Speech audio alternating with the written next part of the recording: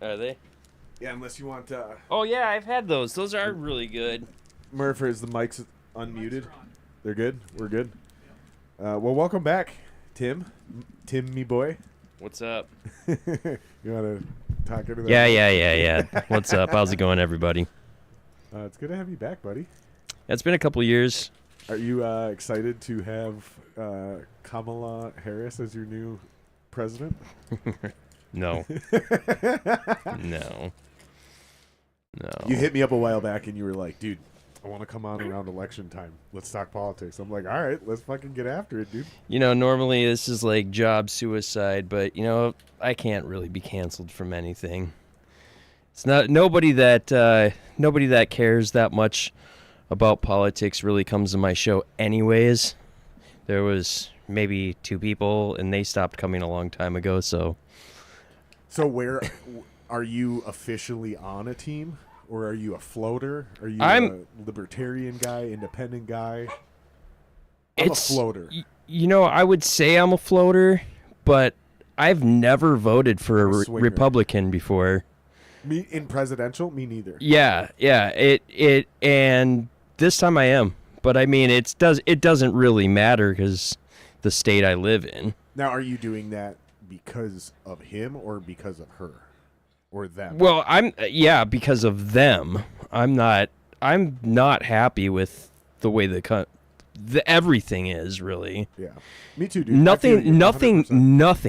Nothing got better. What's the specific and it's thing, like, though, that like really triggered you to be like, all right, fuck these guys? And it, like most people, it's probably not one thing, but usually you can be like, but this is the straw that broke the camel's back. It's the economy. It's straight up the economy. As much as everybody wants to say, oh, the president can't control that, blah, blah, blah, there's a lot of things that can be done. There's lots of little things that have been done that controlled the economy, that put it the way it is. And yes, it is the president's fault. And the vice president is sitting there cackling along saying, yeah, I was the deciding vote in that. This is Bidenomics, ha ha ha, and that's one of the ones that bothers me the most. Is like that's the number one thing that bothers me the most. They took credit for the economy for 4 years, trying to basically gaslight the American people into believing that the economy was doing well, and suddenly now that everybody agrees that the economy's not doing well, suddenly the same group of people who were taking credit for it, and that's Bidenomics. That's kind of like what you were referencing. Yeah, now exactly. Suddenly they're like, oh, well, we don't actually have control over the economy. But then again, the same fucking people turn around and go, but if you elect me, I will fix the economy. I'm like, yo, what type of mental gymnastics are people doing right now to genuinely still defend her on this issue? Like, let's not bring up anything else right now, just on this one issue. The mental gymnastics that these people are doing to not acknowledge that 3-step process she did. She took credit for it, even though it wasn't good. Now they admit it was horrible, but, we didn't really have control over it. But if you elect me, I'm going to fix the thing I just took credit for, but then said I didn't have... What? What's going on with that, dude? And how are people buying into it, bro? It's retarded. And if that offends anybody, then maybe you're not retarded, so... Well, this is my favorite word right now. Pull this up, Murph. The definition of retarded, which means to slow or prevent progress, which is the perfect verbiage to use when describing what you just said. Because what they're doing is slowing and preventing progress. My work truck has retarders. Am I supposed to call it something else now? Slow them down.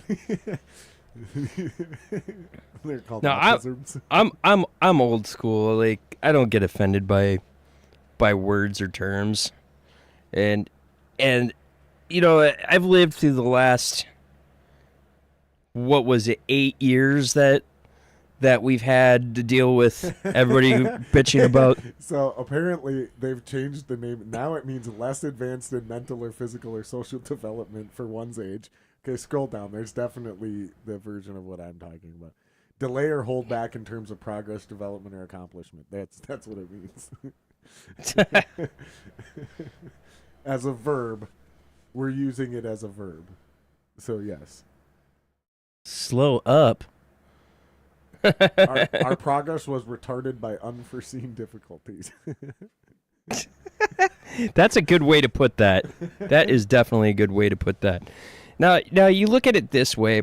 I guess my number two thing. This has usually been my number one thing, but it's inevitable to happen.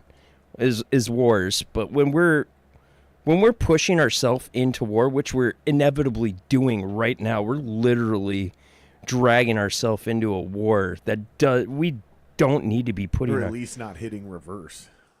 Yeah, we're definitely not doing that. It or we're being pulled into it. We're certainly seem to not be doing anything to prevent it. No. We're certainly not retarding the progress of the war. It's scary. I mean, this was my big turnoff of the Bush administration. I was like, that motherfucker did what now?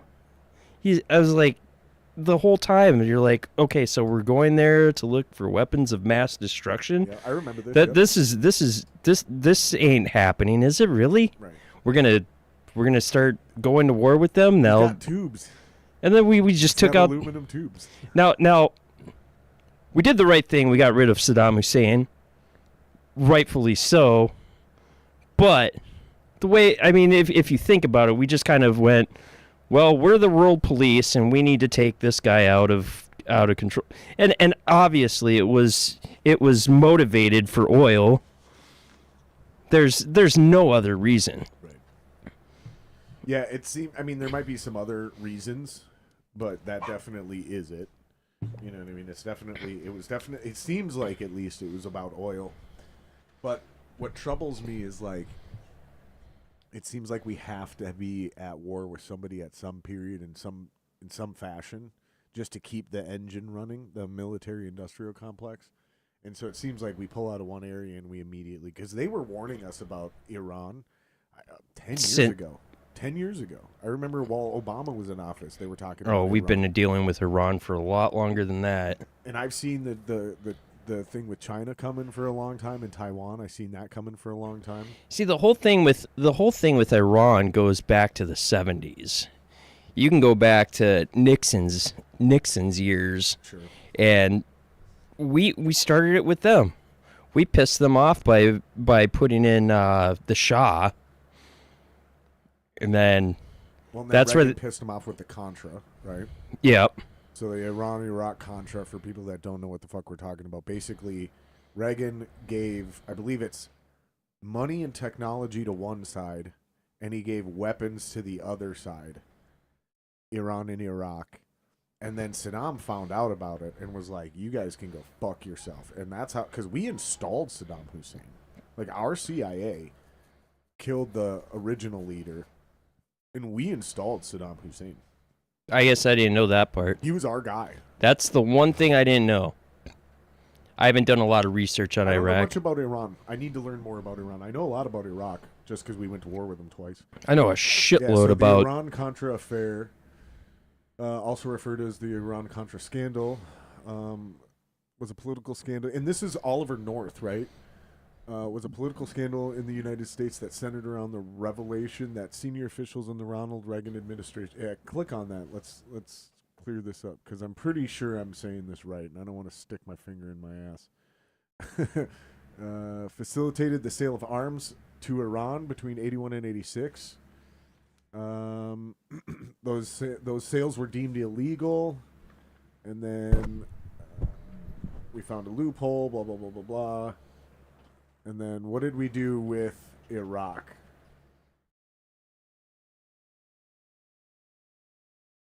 So basically, we were like Iraq was our ally. We were giving them money and technology and trying to help them out. And then we were secretly selling illegal weapons to Iran. And this is what pissed off Saddam Hussein. This is what literally this is what caused the problem that started everything. And George Bush was the head of the CIA back then. And he was vice president, which is, and so was it 1991 or 1990? No, it had to be 93, the car bombing. So look up fucking Saddam Hussein, George Bush, car bomb. So when this is how bad it got is that Saddam Hussein tried to blow up George Bush Sr. Right?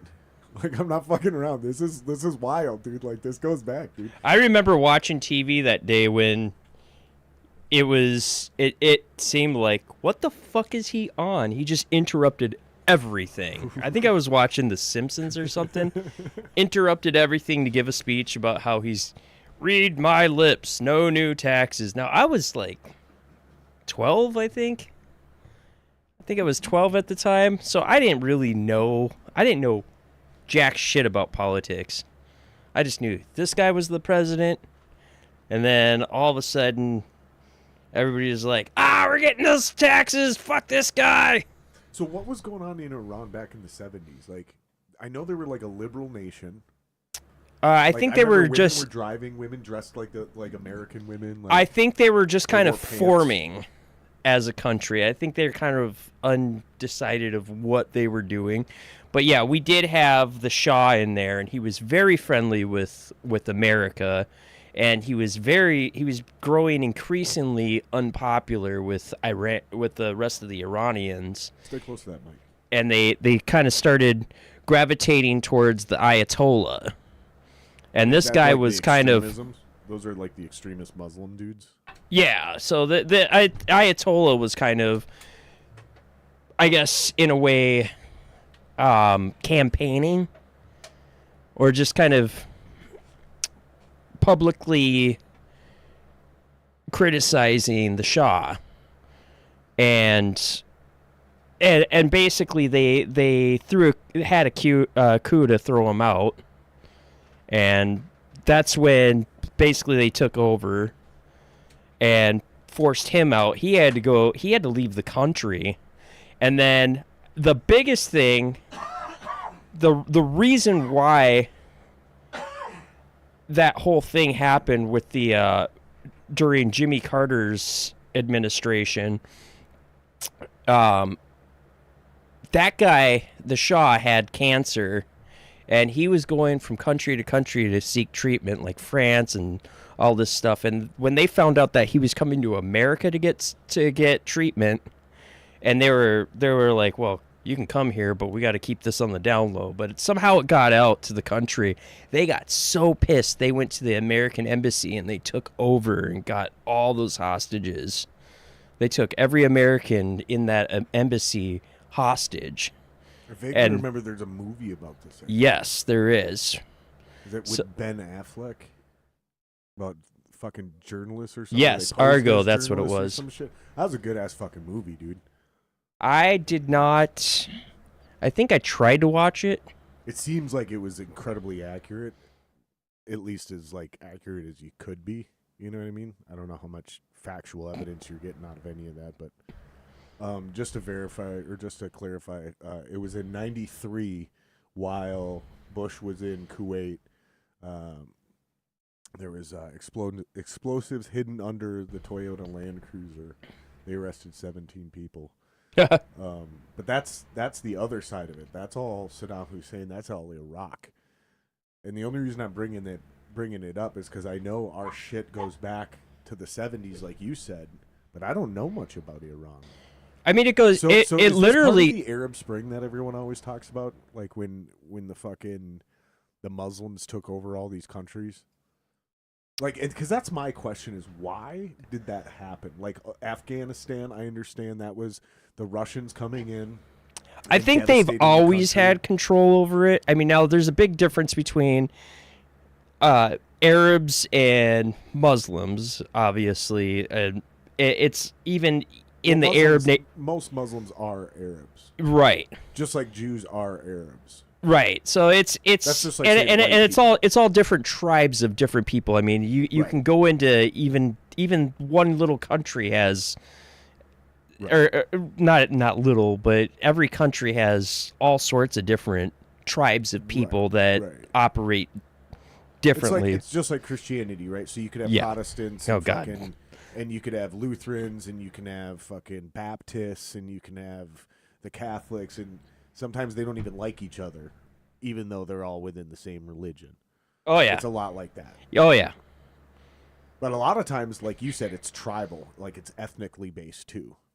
Like it's not. That's the one thing I think most Americans don't understand is a lot of those things that you're talking about in that region. I don't know about specifically around. I mean, you know have to this go is true into Africa as well. You have to go back to the Ottoman Empire.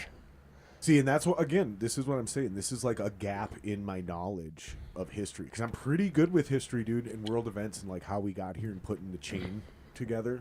I mean, this stuff has just been ongoing since. So why did Iran officially attack Israel this time? This time? Yeah. Is it just advantageous? They're just taking advantage of I don't know. Honestly, I don't know. I don't think any of those countries get along. Because it almost seems like, to me... And those are countries those are all countries we invented. So yeah. those lines have been drawn. Not just us. Well, no, not just us. Obviously, us and pretty much everybody in Europe. I think it was us, actually, France. I think actually Britain is who. Look this up. Britain Who drew up the lines after World War II? Who redivided the countries after World War II? It was I'm pretty us. Sure British. No, I'm. I think sure it was us, France. Britain. Us, France, and England. And I think we literally put. I want to say this perfectly clear. I believe, if memory serves, they literally put Britain in control of that specific thing. Here, do me a favor. Scoot this way a touch too, just so. Yeah, there you go. Much better. Yeah, because I swear to God, I remember this. Like after World War I, the Middle East was divided by Great Britain and France. Okay, so it was Britain and France. It had nothing to do with us. We get blamed for this, but we didn't do this. Yeah, I know that Great Britain's the reason why Israel exists. What about after World War II? Because we did it again after World War II. Because the Nazis no, that shit. That was actually that was Britain. Is that just Europe when they redrew the lines?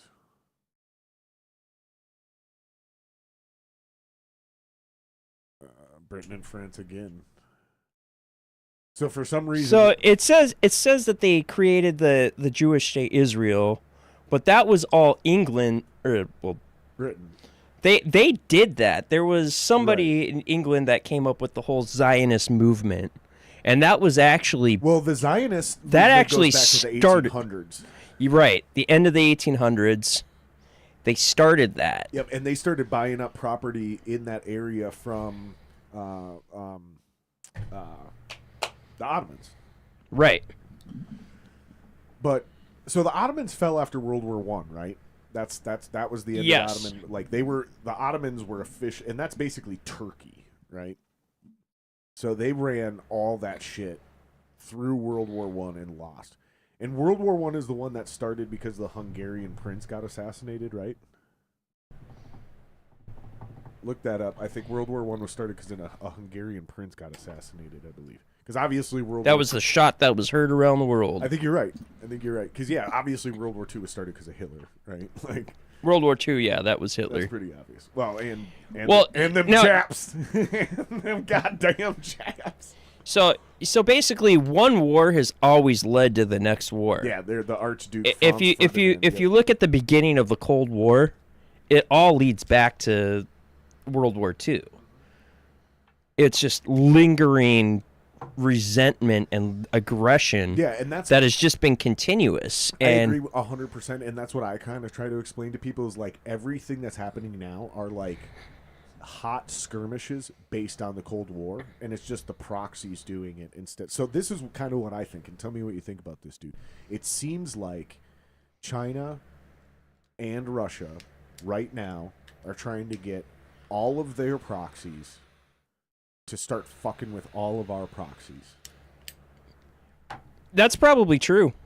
Actually, I never even actually thought about that, but one thing I'd like to point... What it seems like to me is Iran attacked Israel on Russia's behalf to try to distract and divide America's attention between two fronts, Ukraine and Israel. I think there's a bigger thing going on, if you think about it, where they found one of the world's biggest deposits of, what is that? The cobalt. Cobalt? It's in Ukraine. It's in the zones where they attacked first. Those are like the biggest deposits, but people live there, so they can't mine for it. So what do? You start a war? I mean, this is a conspiracy theory that I'm literally starting right now. No, not. That's how they all no, start, this though, is man. something that That's how the this is good a ones start. conclusion that I've come to in my head that, well, if we somehow figure out a way to evacuate everybody here, make the zone unlivable, then we can mine for this new form of energy. That's the conspiracy in Hawaii, is that you set the wildfires, you get everybody out of there, you make it unsafe to live or rebuild, and then the state takes the property, and then they rehab it and sell it to billionaires and millionaires, and the state of Hawaii just rakes in untold amount of money in not just the sale, but the... So are we doing that with taxes. volcanoes? No, the idea was that the conditions were right, and that either they were aided. The conspiracy is that they were either aided, so the volcano started something, and then they were like, let's start some extra fires to make this go extra crazy, and or it was an intentional standing down of fighting the fires and letting them go farther than they needed to go and more dramatic.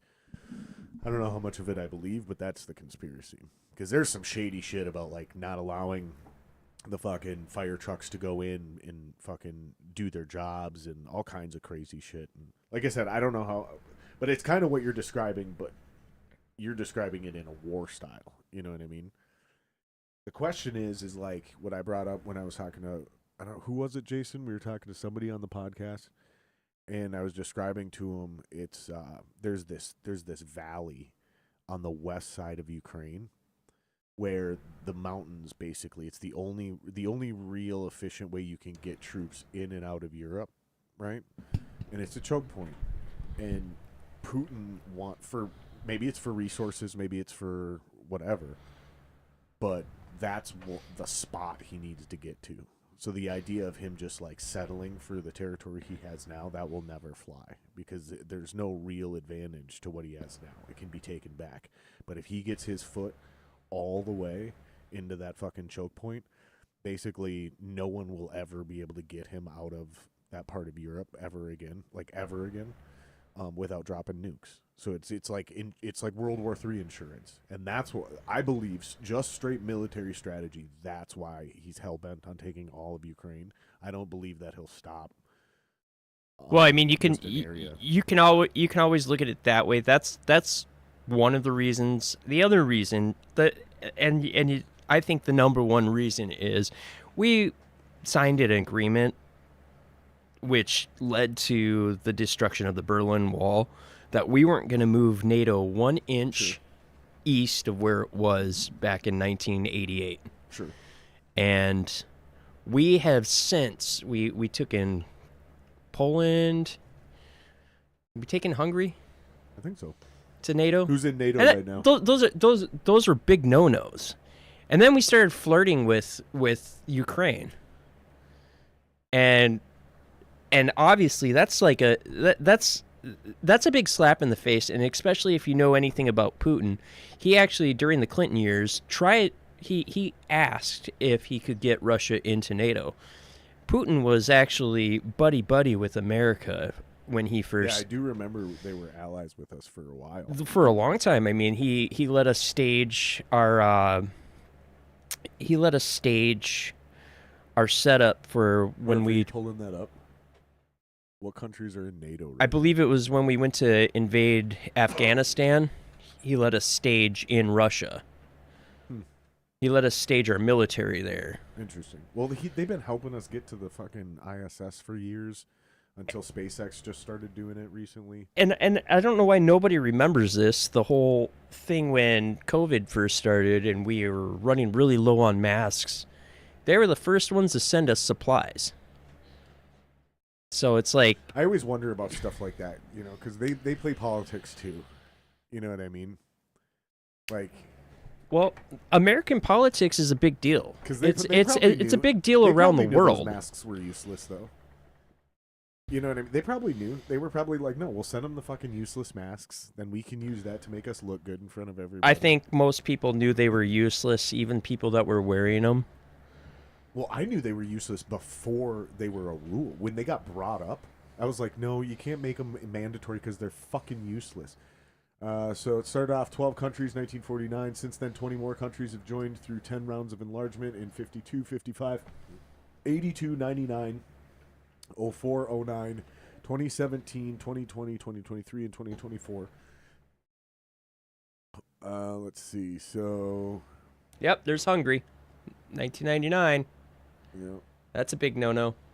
that's right after. Where's this Macedonia? Macedonia. That's Eastern Europe for sure. Poland, right there. Yep, Poland, 1999. Yep, Slovakia, Slovenia. yep. Those are all. I mean, it's like, hello, we just keep on, and look, Sweden. Yep. Well, that's 2024, so that's Yeah, that's well, and interesting. Sweden jumped Sweden used to be part of the The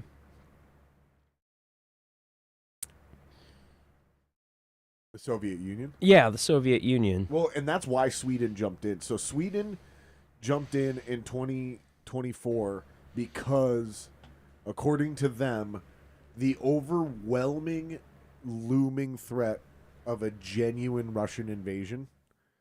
And Sweden does have a history of being invaded by absolute, because they control. Don't they bring up the map? Don't they control that sea basically? Like, if you control Sweden, you control what is it, the Baltic Sea up there, I think. And so the Nazis controlled it at one point too. I think the Nazis controlled Sweden. I'm pretty sure they did. And it's beautiful land up there, great resources. Fucking the women are gorgeous. I mean, if you're raping and pillaging, you rape and pillage. Well, there's a reason why they're beautiful, because that's where they got brought. That's where the women got brought to. Yeah, no, not this, dude. Like, give me a world map, dude, so I can see in reference to the globe. Just bring up like Google Maps or something, dude. Where's my fucking? Yeah, Gotcha. yeah, or fucking not Google Earth, but yeah, just like literally Google Maps and just type in Sweden. Because I just want to see. Because I'm pretty sure, if you're thinking strategically, trying to get ships through there. My dog is gonna be so jealous. That dog is a bitch right now, dude. She's too old to have puppies anymore, but she still goes through a heat. And so, You didn't get her fixed? No, because Really? she had 3 litters, and by the time she was done having puppies, she's too old. Like, it's actually more. Yeah. So this is what I'm talking about.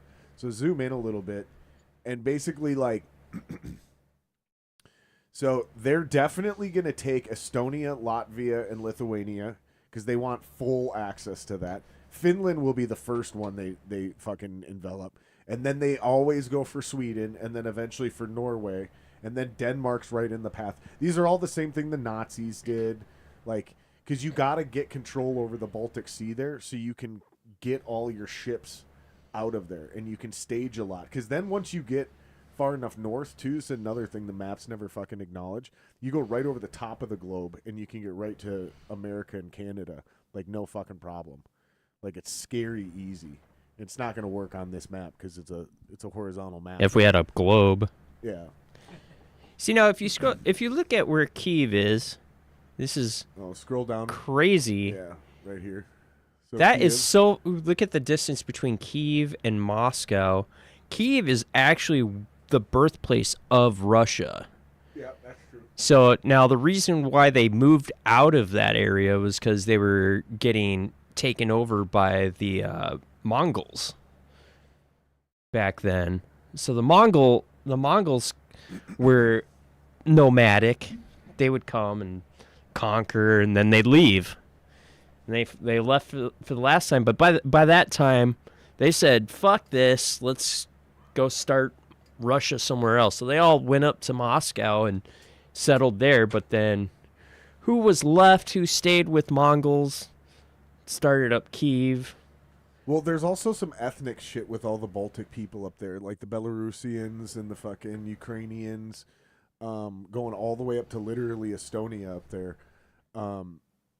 That used to be chaos until basically. And you the think it's not now? No, I'm just saying it used to be like even way worse.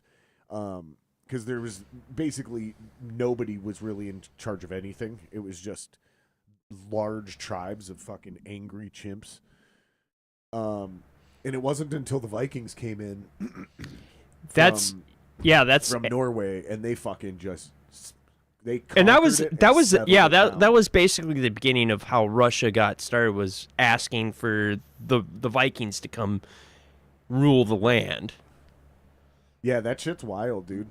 And then to think about like how It's so weird that those people are the same as those people when they're that far away from each other, because all that area in between, it's like the northern part of Minnesota where it's all just rocks and cows. yeah, and you can't really see it here. That was a Tim Walz reference. Say that again. I missed it. Say it again. That area between Kyiv and Moscow is all just like northern Minnesota, where it's all just rocks and cows. That fucking idiot. I hate that guy so much. No, So they in they Western they have Ukraine there though is they- that choke point I'm talking about. You can't really see it very well on here, but you can kind of see in the relief there of Western Ukraine. they do have little Brooklyn parks and Brooklyn centers in between, but No, it is interesting though because basically all of that's their farmable arable land is between Kiev and Moscow as well. Like, and Ukraine is like their biggest farmland. So and that's it's where they and then in the Black Sea down there, in the coast in the Black Sea just south of Ukraine, that's where they've got all the new natural gas deposits they just found, and they're massive. And so there's a lot of reasons that Moscow wants that territory. But I'm just saying they're not stopping at Kiev. They're not going to do that. They're going to go all the way to the west because there's a choke point somewhere in the west there, and I'm not a fucking expert, and I don't want to spend too much time on this because we're not a geography podcast, but there's a choke point in there. And basically you can't really move troops effectively north of that because that's all like fucking untenable land up there as far as like marshland and fucking forest, and people don't realize this, but like you got to bring all your shit in, your tanks, everything. It's got to be done on either trains, railways, or it's got to be roads, man. Because like these things weigh a lot. I mean, you drive a big ass truck. There's weight limits on these roads. When you guys drive down the fucking road and you hit a massive bump, and it's just like it looks like a speed bump in the middle of the highway. That's from fucking overweighted trucks, fucking driving too much. Yeah. So there's a choke point in there, and there's like. It's the natural gateway in and out of Europe, basically, and it's one of the most important pieces of history because, like you were talking, when all this shit got settled with all these people moving back and forth, when like Napoleon, so you were talking about the Mongols got into that area, right? And when Napoleon conquered all that, and he went into Russia. And when Russia beat them back, and when Russia pushed Napoleon all the way back to France, all of that went in and out of that fucking valley. Like it's an same thing that when the Nazis did it. And one thing my buddy brought up a long time ago when he was doing a bunch of research when Russia first invaded Ukraine, is what we think of as like tough, badass Russians. We are finding out those were tough Ukrainians because a lot of those battles that we hear about were actually in Ukraine, outside of like the Battle of Stalingrad and shit like that. But those were a lot of Ukrainians that were fucking being. Well, they are the same people. Well, they are and they aren't. They some are of and them. they aren't. That's like saying we're the same as Canadians. Well, we are, especially here in Minnesota. You know what I mean? Like it's absolutely. We're just a little bit dumber than them. Or smarter, depending on how you think about it. Right? Depending on what the issue might be. They think they're smarter than us until January. Well, the craziest thing is, like, I love their ideas on simple things like, general preventative health care. Like, if I have a broken arm, like a simple broken arm, I should be able to just go in and get that taken care of. You know what I mean? Just take care of basic shit for people, okay?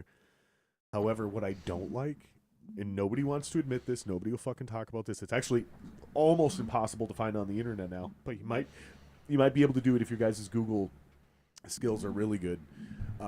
It's straight up communism out there. They cap some of their doctors, and actually all of them. They cap the amount of income you can make in a field. So when some of these surgeons it's like September, October, they've capped out their income for the year. They just stop working. And so people that need major surgeries have to wait until the next calendar year. Yeah, see? Yeah, some Canadian provinces have caps on how much doctors can charge for services covered by insurance. Yep, because the government pays for everything, and the government will go bankrupt. So the government has a set budget. This is why I don't want the fucking... I like the idea that the government does some stuff, but I don't want them in control of everything. I don't want them getting involved in any more of the stuff that they already especially when fucking Biden was talking about, well, how about if you're not vaccinated, how about we don't let you in the hospital? I'm like, there you go. There you go. The moment you give them power over something, they threaten to take it away, dude. Fuck this, dude. And it was, and here's another reason why I don't like Kamala is when she politicized the vaccine during the vice presidential debate. I was like, oh no, she did not just say that. It's when like was this, in 2020? Yeah, when she was debating Mike Pence, she's like, if Donald Trump has anything to do with that vaccine, I'm not taking it. Oh yeah, that's right. They did call it Trump's vaccine. I was like, no, don't do that. Nobody's gonna take the vaccine. And then somehow it came out after Donald Trump's administration was over with, and then it became Biden's. So then all of a sudden, all the lefties were. Biden got it approved by the FDA. Like, what? Well, that's that. I know people that like literally that was their thing. Well, I'll take it now because the FDA approved it. I was like, wait, what?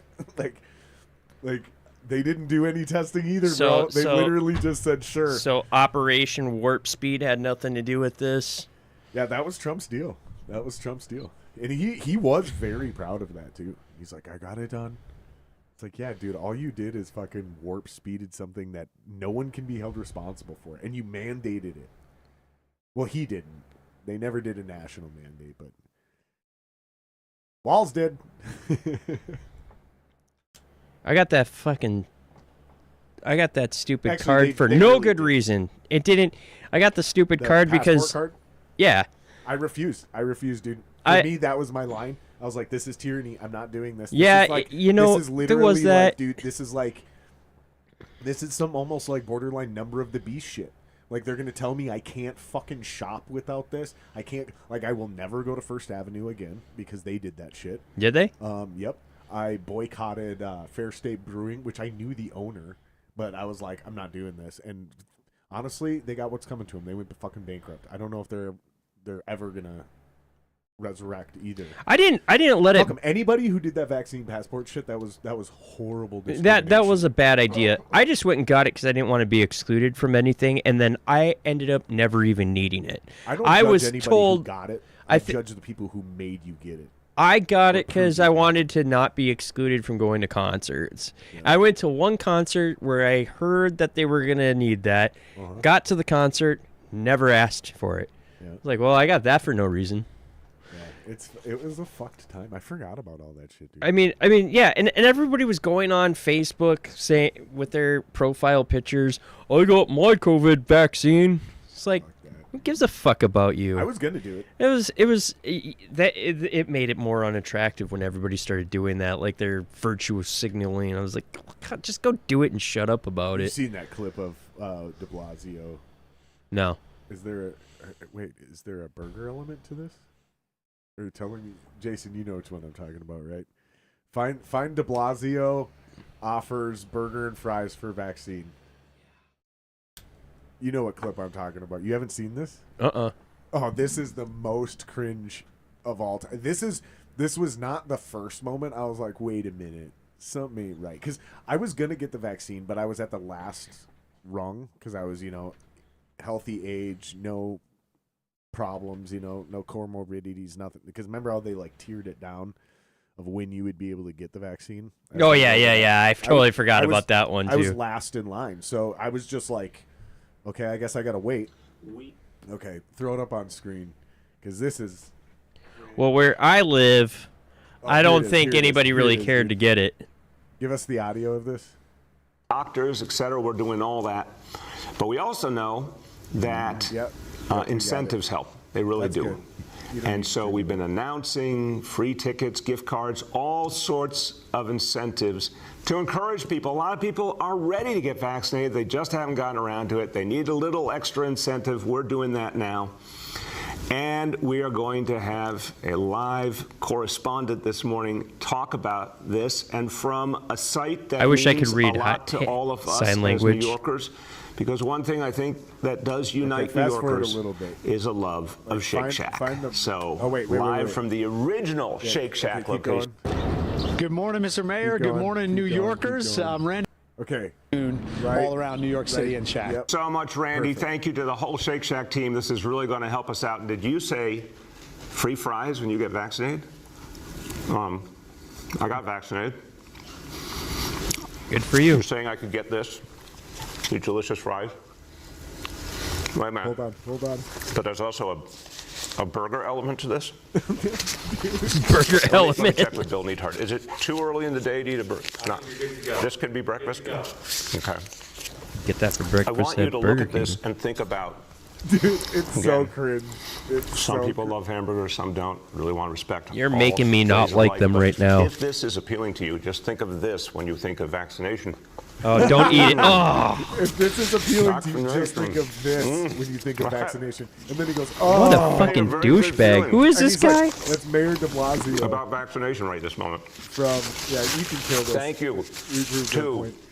Yeah, this is, I'm assuming That's the he's mayor of from New York New City. York City.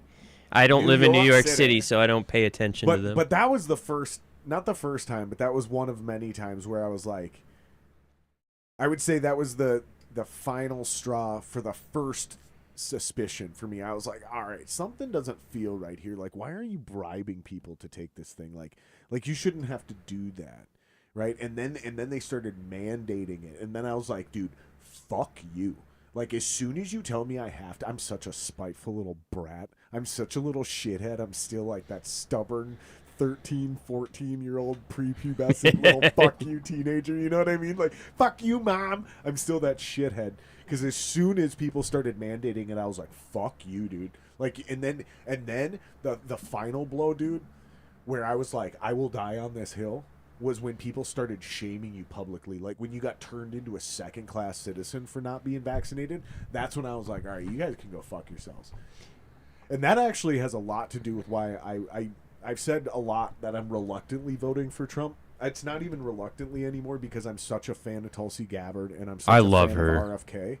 And if He's awesome, and he gets so much shit for being a whack job or whatever. My dad doesn't it's like. either that or his voice, and I'm like, Yeah, that's literally propaganda and shallow shit. Because you don't like his voice, you can't listen to him talk. Get the fuck out of here. It's funny too when you listen to his cousin, and she's got the same thing going too. She's like, That's so weird. my cousin is. She's such a weird one too. Like, she's almost worse too. When you see her talk, have you guys seen that? Pull that clip up, dude. RFK's cousin, I think it's a female, I think endorses Kamala, right? That wasn't that the video that you're talking about? Yeah. That shit's cringe as fuck. It doesn't matter who endorses who, honestly. My dad just sent me that Willie Nelson endorsed Kamala. I'm like, okay.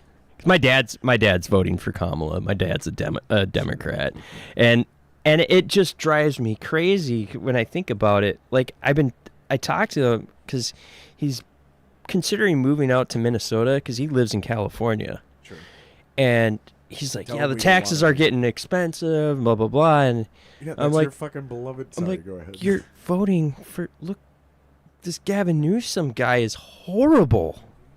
And we went paying to, for trans fucking surgeries on the illegal immigrants We out went- there in California right now. we just That's visit, real, that's a real thing that is happening. we You just, don't even have to pull that up. we just visited in El Cajon where I grew up. Now that place has always been a trash hole. Not a very big, it's not bad. It's a nice city, but you go there now, every single apartment building. Now I've lived in a shit ton of apartment buildings a lot around El Cajon, California. I can still do it. I can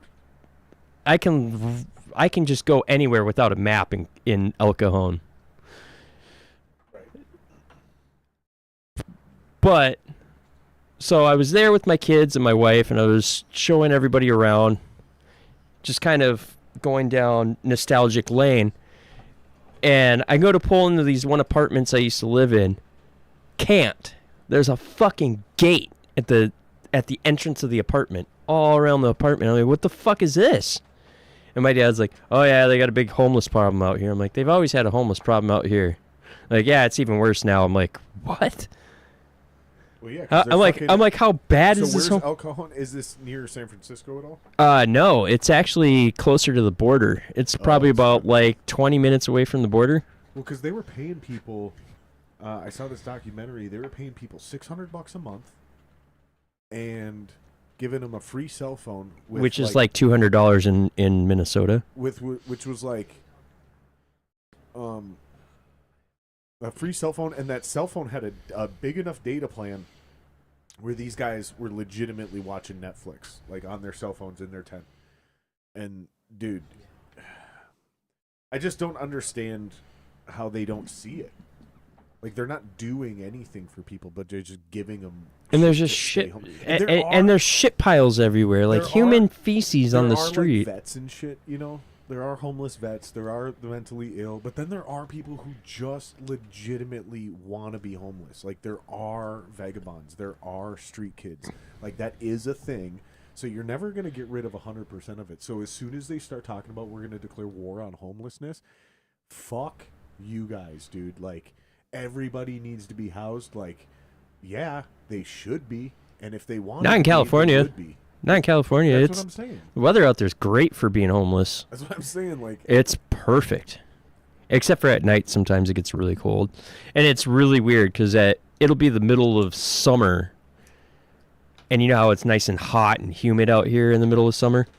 Out in California, it gets freezing cold because of that ocean, all that air blowing in from the ocean. It cools the state down real fast. It's a desert, right? So it's like there's no atmosphere to hold that temperature in at night. Same thing with Florida. You ever been to Florida? No, I've never been to Florida. Dude, Florida will legitimately be 88, 90 degrees in the middle of the day. And then at night, it's no bullshit. High 50s, low 60s. Wow. And you're just fucking freezing your ass off. It's the exact same thing. There's no clouds to hold anything in. So all that temperature, as soon as the sun goes down, all that fucking heat is just gone. Any desert, any of those southern climates that don't have something holding that shit down, it's gonna be like that, dude. So now I lived in California in different parts till I was about 14, and I kind of lived here and there, here in Minnesota a few times, no more than a few months at a time. Probably a handful of times when I was growing up, but mostly gravitated towards El Cajon area. I was actually born in the same hospital Dave Mustaine was born in. Oh yeah. Yeah, he would know El Cajon. Watch him become a god. So Fucking it was just really sad. Every single one of these apartments I couldn't bring my kids to. We tried to go. I wanted to. One of the biggest things I wanted to show them was my school, because you walk in the hallways in school or anywhere like a mall around here. You're in a hallway. You're indoors. In California, as soon as you get out of the classroom, you're outside, and they couldn't grasp that concept. I was like, well, let me show you. So I bring them to the school. Big fucking gate around the school. I was like, what the fuck? Wow. You can't go on the grass. You can't go play basketball at the school. You can't do anything. Every place there has like gates up around it. I'm like, what the fuck is going on here? What did they do to my fucking city? And it's paradise out there. It is horrible. I was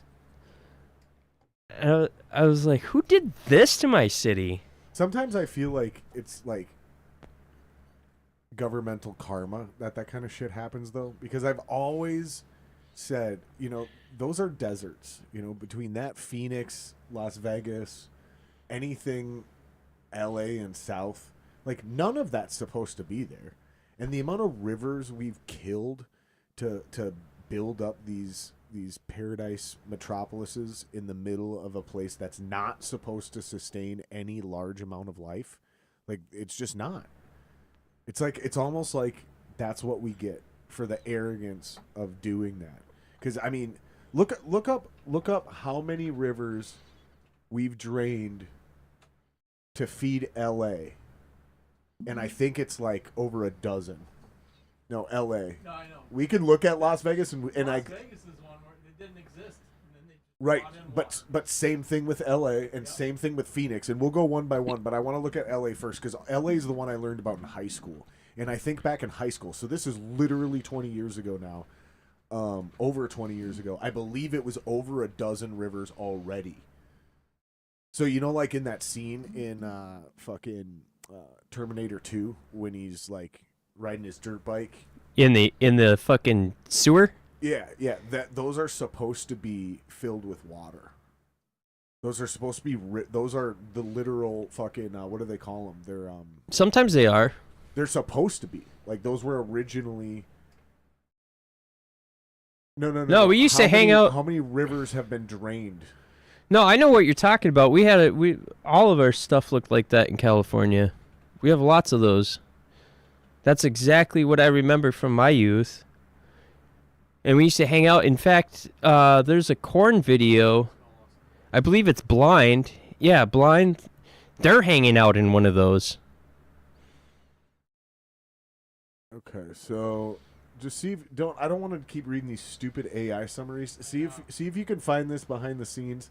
There's definitely going to be somebody who's written a fucking article or a list, and they'll just name the rivers because that's all I really want to see. It's like this one's gone, this one's gone, this one's gone, this one's gone, this one's gone, and the ones that aren't gone are just completely fucking destroyed. There's no life left in them. It's just fucking horrible, dude. And then Phoenix is doing the same thing, and Las Vegas is doing the same thing. Sorry. I didn't mean to interrupt you again. I just wanted to fucking see if they were going to pull that up. And I don't want to say it in a way that makes me sound callous, like I don't care about those people, going through all that shit. But it's like, to me, it was never sustainable in the first place. And then you get the wrong people in control of paradise, right? And you just try giving everything away for free. And it's like, how do you not have the common sense to see how that's all going to go tits up real fucking fast? Like, how do you not? It's built. Dude, this is a mechanic that is built into video games. Like, if you raise the taxes too high, there's not enough rich people that can afford to be there. And they're all leaving. Hollywood's moving to Atlanta, Texas. Atlanta. The people are moving to Texas, but the film companies all moved to Atlanta. Did they? Yeah, dude. Like it. I don't know if you're still trying to look that other thing up, but yeah, look up how many. Like Atlanta's the new Hollywood or something like that, and you'll find it like everything from The Walking Dead to fucking major motion pictures are shot. A lot. How's Newsom supposed to be making his money at this point? That's the problem. And then same thing. So here's how short-sighted they are, right? So they force everybody by 2030 or something like that, or 2035 or 2040 to be all electric vehicles. Yeah, that's another thing that scares the shit out of me. Like, why are you mandating this? Check this out. It gets way better. So check this out. A lot of people did it. Okay. But, because you drive out there, it's every other car is a Tesla. But because no one's using gas anymore, they have to charge this. The state is losing so much money in gas tax. So now they want to charge 30 cents per mile driven, in an electric car. 30 cents per mile. Imagine that. I want to go 4 miles to just go check on my parents' rental property. Cost me $1.60. Or no, it'd be $1.50. No, $1.20.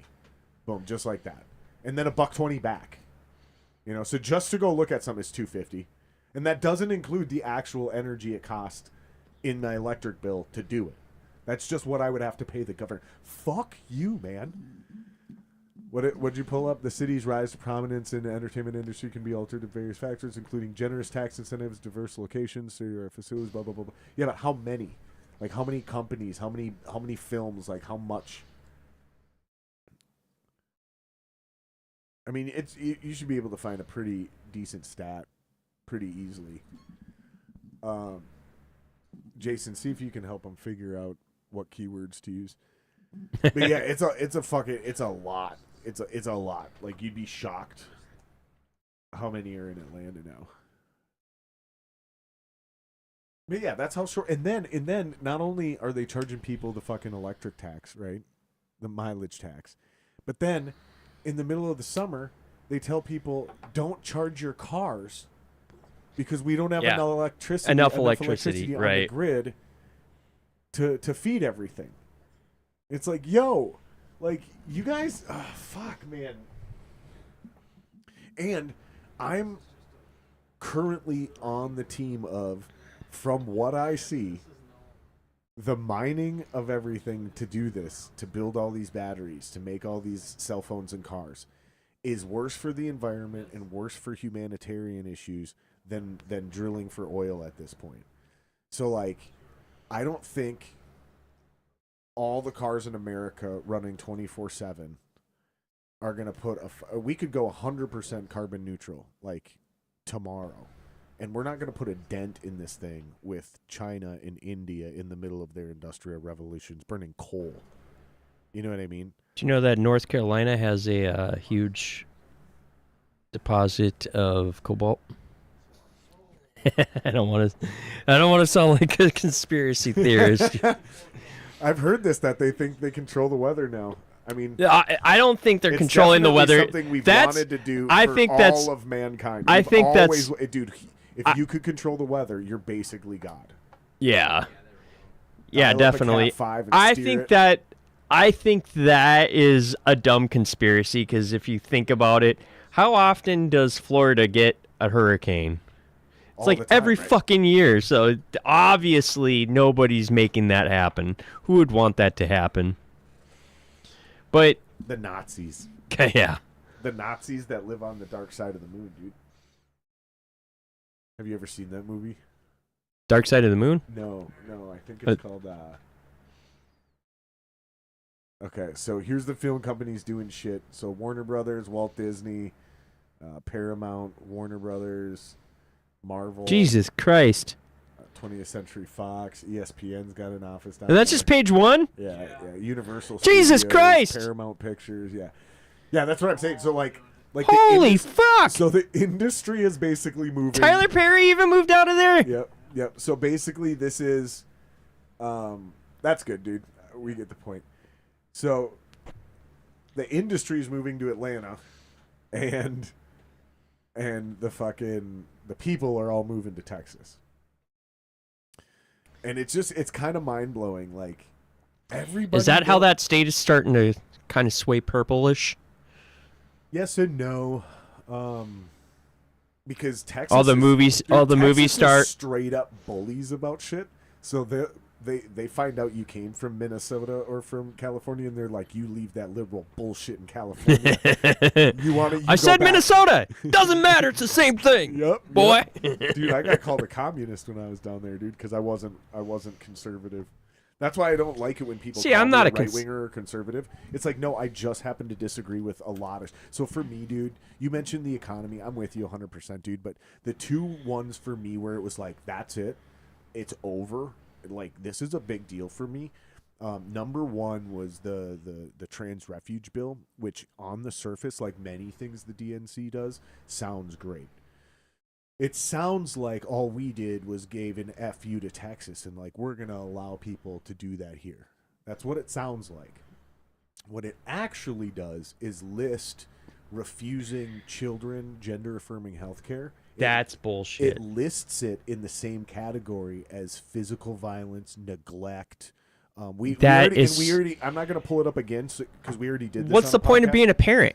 Like, what's the point of having... Dude, you're supposed to be in charge of that child till they turn 18, and according to the law, the state can and will take possession of the child. Yeah, that's fucking bullshit. And then when you click on, and apparently Murph found out they disabled the link because it was a link in the document, right? So I was on the Gov website. So you can probably go to Internet Archive and find it. It's still there, but they just make it really fucking hard to search. And so now you got to scroll for page and page and page. Like, you can't even type in the thing and hit the search where you search a whole web page and just and find it. 60 pages in, you can't even do that. Murph tried that too. You can't do any of that shit. Point being, it's I remember what it said, and it defined gender affirming healthcare as like counseling, possible puberty or hormone blockers, and then possible surgery to align the child's body with their affirmed gender identity or whatever the fuck it's called. And it's like, dude. What I think is messed up is that there's always been people who wanted to transition, right? That was the line for me though, dude. But it's all of a sudden is like this huge thing. Yeah. My daughter, she's 17. My oldest daughter's 17, and she was telling me back when she was 12 that her friend is transitioning. I'm like, what? No, she's not. You guys are 12. You can't do that. Right. And then I found out that she really was. I was like, I thought that was illegal to do until you're 18. Doctors can't do that.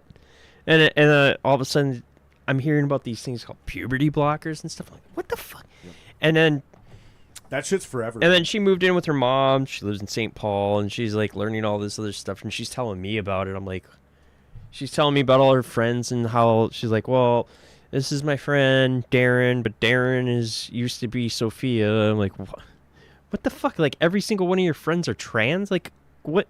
Yeah. I used to only know 2 trans people. You probably know the same too. Right. Yeah. You probably know exactly who I'm talking about. Yeah. And I love those people dearly. And that's the thing is I have great respect for those 2 people that we're referring to. Yeah, I'm not going to put their shit out there on blast. One of them's been on the podcast more than once, actually. I'd love to have both of them on the podcast at the same time, actually. And I'd love to talk to them about these issues because I think most people don't give a fuck what you do. In fact, most people like you and I probably defend your right to do whatever the fuck you want. It's when the state thinks they have the wisdom to intervene above and beyond what the parent decides for my child. And they guilt trip you with lines like, "I'd rather. Do you want a fucking a dead son or do you want that's an bullshit. Alive trans daughter?" And it's like, dude, that's fucked up. Like, that's some super dark evil shit. And then the second line for me, dude, the second one was red flag laws. Like the fact that you're gonna make somebody have to prove that they're not a danger, right? And when I looked up the symptoms that you describe. When somebody has red flags, right? And then you look up the signs of depression because that's one of the things, depression. So you look at, well, how do they define depression? And it gives you this list of things. It's identical to the same list of things that somebody would go through if they're grieving. Like if my wife died and I'm going through the stages of grieving, it's identical to what you go through in depression, including how you get out of a depression. It's the same exact psychological signs and steps outwardly to the rest of the world. So if my wife dies, suddenly the government can fucking knock on my door and come take my guns, and then I gotta prove that I'm not a fucking danger. And even if they don't take them, I still have to go to court and prove that I'm fucking sane. Like I haven't committed a crime. Like there's no situation where you get to take my rights unless I've committed a crime. So those 2 things are the big ones for me, dude. And I was like, nope. As long as the DNC stands on those 2 principles, I cannot support a single person, including the DFL, because those are Tim Walz's policies that he passed here in Minnesota. So this isn't me being paranoid. This is me going, the guy I disagree with greatly on these 2 major fundamental issues is now on the precipice of being second in command of the whole thing. No. And then that line, one person's socialism is another person's neighborliness. So he's oh my god, that was bullshit. He's not even trying to hide it. I'm like, you guys wonder why I left the Democratic Party? It's just like, hello, yeah. I grew up in a middle class family. Middle class?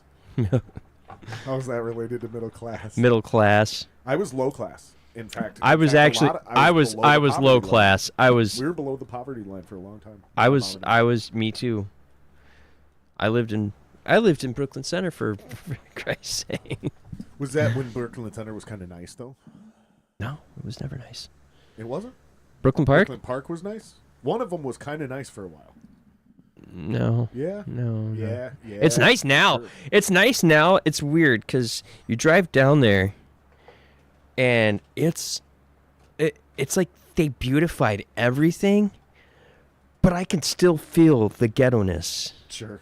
I'm like, I know it's still here. Suburban ghettos are weird, And we can't and even call them they ghettos, tore but, down. Like, I know what you mean though. They Like, tore down like 4 buildings of what used to be Century Courts or Century like, something. Poor suburbs are a weird place. Like, because you expect to see poor cities, and you expect to see like poor country folk, right? But poor suburbs are weird. Like, it's just a weird thing. Like, how does a suburb fuck up and become poor? Like, you'd think if a city starts doing really bad, like the surrounding cities that are doing well, because you notice there's also not like a bunch of poor suburbs next to each other. There's like one poor suburb and then like 2 better suburbs right next to it. You know what I mean? And then usually like a really rich suburb also next to the poor suburb. Like, why don't those 3 suburbs just carve up that shitty suburb and just absorb it? It's not like you're losing rights when you go from living in Coon Rapids to Fridley.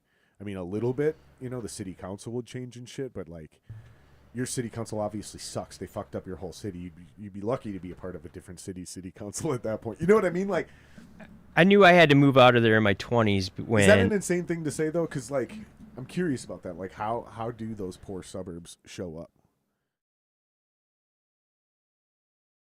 Because I'm convinced like Brooklyn Park was a decent place for a long time. Like, it was a nice, like, back in like the 70s and shit.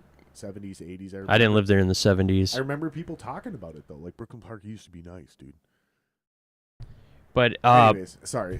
Keep going on. It was like in my 20s, I realized I have to figure out a way out of this fucking city. It was like I was trapped there because I just kept getting shitty jobs. I didn't pay attention at all in school. I didn't have any aspirations. You're or still talking about Brooklyn Center. Yeah, Brooklyn Park, Brooklyn Center. I lived in both, and I worked every shitty job you could think of, and I had vehicles constantly. It was like every other week I'd have to leave my doors unlocked so they stopped breaking my fucking window to steal my stereo.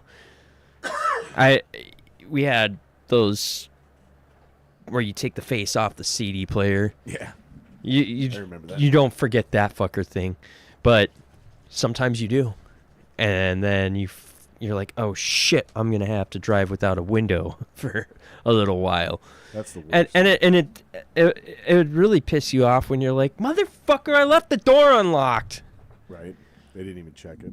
Yeah, it was just, it's like you have to live like that. It's like, no, I shouldn't have to live like this. I shouldn't have to get my vehicle broken into all the time. This is bullshit. They keep stealing my fucking, and I never kept anything in there. One time I left some band gear in the back of, I had a SUV and I had it in the back. They didn't touch it. They just took my CDs. They didn't know what it was. Speaking of, that happened to me when the fucking riots happened. They raided Metro Sound and Lighting. Oh, yeah. And my amp was sitting there on the back shelf. And my 5150. No. My 5150, and they just left it because they did not know what it was, dude. Like, you know what I mean? Like, they're like, this old piece of shit. It's like, it's fucking worth a lot of money now. And Eddie Van Halen's dead and shit, you know? But they had no idea what it was. So it was sitting on the bottom shelf, but they took everything else on that shelf. Every other piece of electronic. They also might have tried to grab it, and it was heavy. It's big and it's heavy, and they don't know what it is. So they're like, leave that piece of shit. Grab all the fucking shit that looks flashy, you know what I mean? Because they're looting. So, but I got really lucky with that one, dude. Yeah, you did. Real fucking lucky. Yeah, you did. Because I dropped it off, I swear to God, like a week before the riots, something like that. Yeah, that's what they're worth used now. That seems kind of cheap, actually. $1,200, $1,500. Yeah, and that is the same one I have. Yeah. The original one? Yeah. Well, there's 2 originals. So there's the block letter, which is what I have. That's the way more common one, and the true original is the signature. And or no. Sorry. The true original is the block letter. And yeah, that one. That's the true original one. That's the super rare one. The one I have is called the Signature, which is the very common one, which is still, $1,500, $1,000, $1,200. It's a cool great amp. sounding amp. It's a cool amp, dude. That's an amazing I love it. It's a great amp, dude. And if you know what you're doing, you can do a lot with it. It's not just a metal amp. You can EQ it and fucking... You can do that with any amp, but you can't get that kind of distortion out of any amp. Yeah, I mean, there's guys that prefer like the JCM 800, which is fine, but it's way more expensive. Especially back in the day when you're looking at a new amp, and which a modern day kid would be looking at a 6505 plus, right? Which back in the day was $1,000. Now it's probably $1,300. I'm gonna guess, maybe even $1,500 for a brand new one. And at the time when the when the 6505 plus was $1,000 for the head, the JCM, I think it was the 900 is what was out. That's like a $2,000 head. So yeah, it might be better. You might prefer the tone, but a lot of kids who are struggling to even get past a fucking line 6, you know what I mean? Now, how did you survive the riots living here? Because I'm a fucking lunatic, bro. No, it's a long story. We've talked about it on a lot of podcasts, but yeah, basically, I fucking. This is like the epicenter. I stayed out till 4 a.m. every morning, basically armed, and not alone. And fucking. Now, was there like issues in the neighborhoods? Like, yeah. Really? Yeah, there's a bunch of shit. They tried to go after the Solo little market grocery store. There was a huge showdown. I did not go down. I never left my property. Well, I did leave my property. People protecting it. But we never left the block. So, like, I never went past the stop sign down here or past the stop sign up there. So you're doing, like, a neighborhood surveillance? Yeah, and it was me and a bunch of gangbangers that used to live on the block. And we made friends with all these dudes, and, like, it was cool, man. It really galvanized the neighborhood. It ended up being pretty sweet. And when you look at the incident map, it's pretty fucking hilarious. You probably can't find it anymore. I took a picture of it. I'll see if I can find it in my phone someday. But you look at the incident map, and there's just this little dark spot on my block. Like, literally nothing happened on my block during the entire... But literally every single block around us had something heating up the map. Because it's like... There's like... That's hilarious. It went from, like, yellow to red. Yellow to orange to red as the more incidents happened in your area, and there's just this tiny little dark spot right on my block. And I was like, you're goddamn right, dude. Yeah, it was pretty intense, dude. We busted some wild people, dude. One dude, he was driving around for night after night after night, and we finally got him. And when the police arrested him and searched his car, he had Molotov cocktails and the components for improvised explosive devices. This is the thing. This was a normal thing that was going on with... Yeah, it was fucking wild, dude. Like, and these were happening. They start out as protests, but we know what's going to happen at night. And I have a friend that's super liberal. He always wants... He'll call me once in a while just to debate politics. And he's just so mad that I'm flipping sides. And he's like, how can you do that? I'm like... I grew up in a middle-class family. I grew up in a small town. I like to throw that in his face. It's just like, anytime you go to answer a question, just throw that up. I grew up in a middle-class family. It's so super. You know what? I was just watching a thing. And are you saying it because it's like a meaningless thing to say? I was, yeah. But somehow, like, I know what you mean. But yeah, so they were actually... I was actually curious where she grew up because we all know she basically grew up in Montreal. She was born... Who? And Kamala. Oh, yeah. She was born in Oakland, and she lived there for some time, but then she went to school out in Montreal, Canada. Have you ever tried to get into Canada? Well, what's super interesting, too, is, like, she always talks about... You can't just move to Canada. But you have to have money to move to Canada. That is true. It's immigrating to Canada. You can't just almost impossible. Like you think coming to America is hard. Canada's way worse. Well, and you think about her mom's from India. Unless they take you in as like her mom's from India, her dad's from Jamaica, and they wanted to come to America. Yeah, that's what I was gonna say. And you think about, so they either had to jump through some hoops or they had some money to come here. So don't tell me that. And what was her mom? Her mom was some sort of research.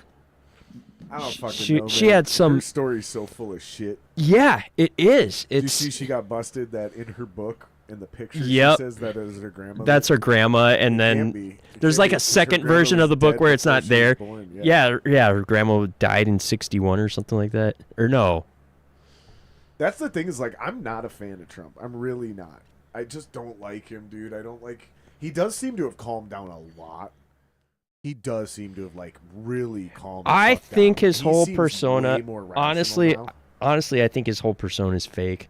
I think that persona that everybody hates about him, I think it's all just for show because if you watch interviews from him back in the 80s and stuff, and he was rubbing elbows with... chill. Yeah, He's and he was super rubbing chill. elbows with Fucking everybody. Smart, smooth. He was on The View, and he was friends with everybody there. Everybody that knows him in real life, every single person who's ever met him in real life, except for Mark Cuban, loves him because they're like, he's fucking cool, dude. He's smart, like.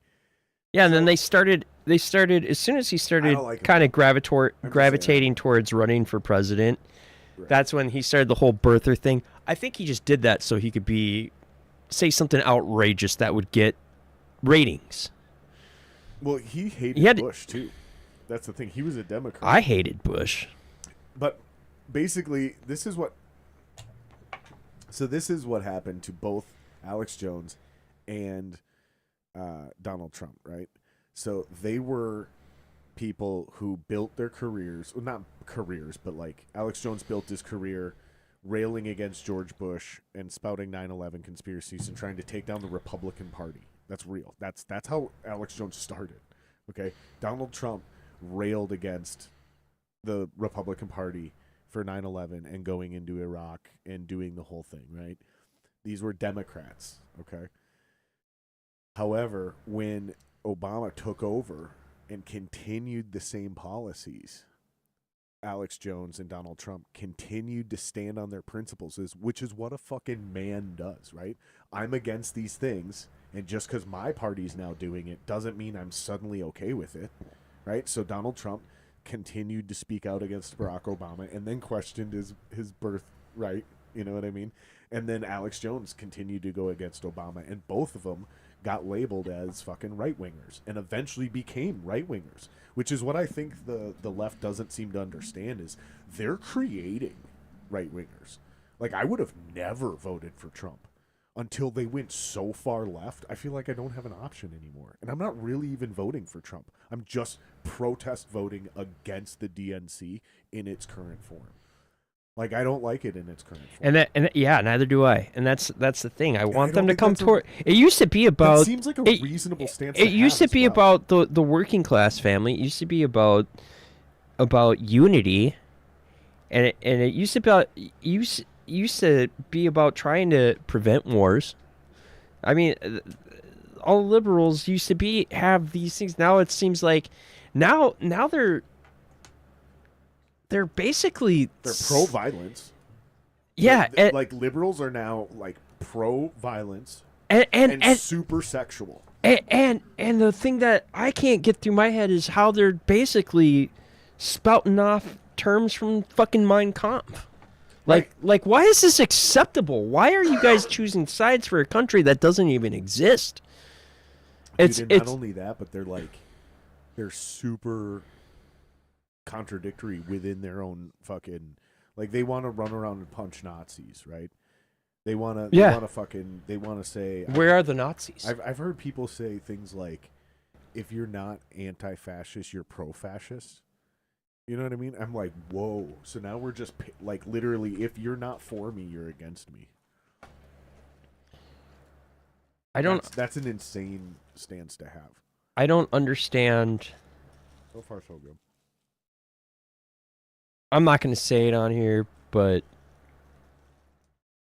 like all those protests where they're like gays for Hamas. Like, oh, gays for Palestine? No, for Hamas. It didn't say gays, it said the F word. Oh, really? For Hamas when they went to deface, what was it? What statue was that? It was in D.C., I believe. Oh, sure. I'm gonna grab another cigar. I was like, are you kidding me? Who do you think they're gonna go after once they get into this country? You're the first. You're considered the first line of attack. Those people do not like you religiously, like literally religiously. They don't like you. They won't like you. They want to wipe you off first before they come after the rest of us. Well, and it seems like and you're trying to be friends with these people? Well, and that's the problem. Is it seems like the left's only principles right now are based on like literally violence. So they just throw physical temper tantrums over and over and over again, like. And I'm not just talking about, like, a protest. I'm talking about they'll fucking come and try to shut somebody down. They'll come and sabotage somebody's equipment. Like, they're doing some shady shit, some immature shit. So they're very violent. And so they're and this is the side we were on. Right. This is where we came from. And this is why I can't be with them anymore, because it's not the same group I was a part of. And maybe some of it's a little bit of me it's growing like up. The same thing that happened to the Proud Boys, right? The Proud Boys started off as a fucking joke, and then became a legitimate. See, I don't know much about them. So it started off as a joke, like from a radio show. They started a gang that anybody could join. Are they from Cuba or something? No, it started off as a New York. I don't know what city, but New York or Boston or some fucking radio show. Right? They're making fun of gangs, and but they were kind of like jealous because these nerdy white dudes, and they were like, it's fucking not fair that they have all these gangs they can join, but you have to have like these rules. I thought even biker gangs, you have to have a bike, you have to get a tattoo. I thought the original guy was like Puerto Rican or something. Maybe one of them was, but it was from this this radio show, and basically they created a gang that anyone could join.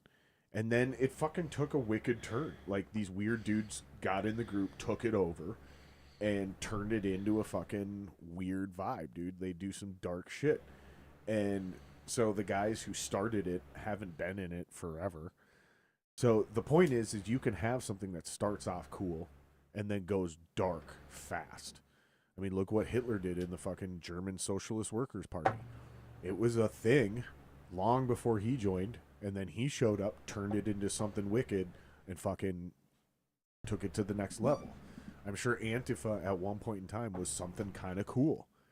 But eventually, it turned into something very dark and very violent. I didn't think that was a real thing. I always thought, I thought they were just always referred to as that.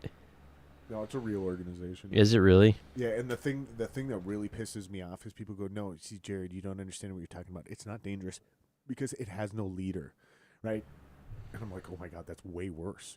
That's you got to say chaos. it. You got to say that it. That means you can't hold anybody accountable. Like, it's this ever shifting fucking like moving like amoeba that you can never put your finger on as to like, oh, it is or it isn't. Like, that's a shadow organization. That's super fucking. That's way worse than not having a leadership structure. Like, the naivety of people to try to defend Antifa is just fucking hilarious. It goes across the board. I mean, even in politics, if one side promotes something, you're going to see the opposite on the other side.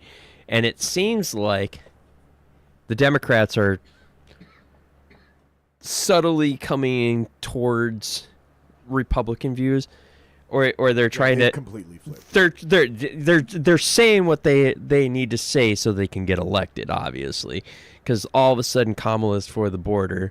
Kamala's all of a sudden a gun owner. Kamala all of a sudden went from talking like Lois Griffin from Family Guy to talking like she's Southern. Now she's got a lisp. And dare I say, now she's black. I mean, that's like, and we're not supposed to say anything about that, but as soon as she took the or was announced that Biden was dropping out, everybody was like, it's going to be a black girl summer. Well, you guys started this. It's like you guys started saying you guys want a black girl, the first black girl president. But it's like... Speaking of, have you noticed, and it's not that I really care, but it is something I noticed, speaking of the black girl summer thing. Whatever happened to that? Well, here's what I think I noticed. I had a really cool song for that. Kamala seems to only do interviews with black people or women. Like, she doesn't seem to do any interviews with, like... Did you see the one with Dana Bash? Do you notice... I never pointed this out. See if you can find anything on that, like, if anybody else is pointing. Just Google that in the background and see if you can find anything, if somebody's put anything together. But, like, it seems like racism to me. It seems like you're literally refusing to talk to white people. Like...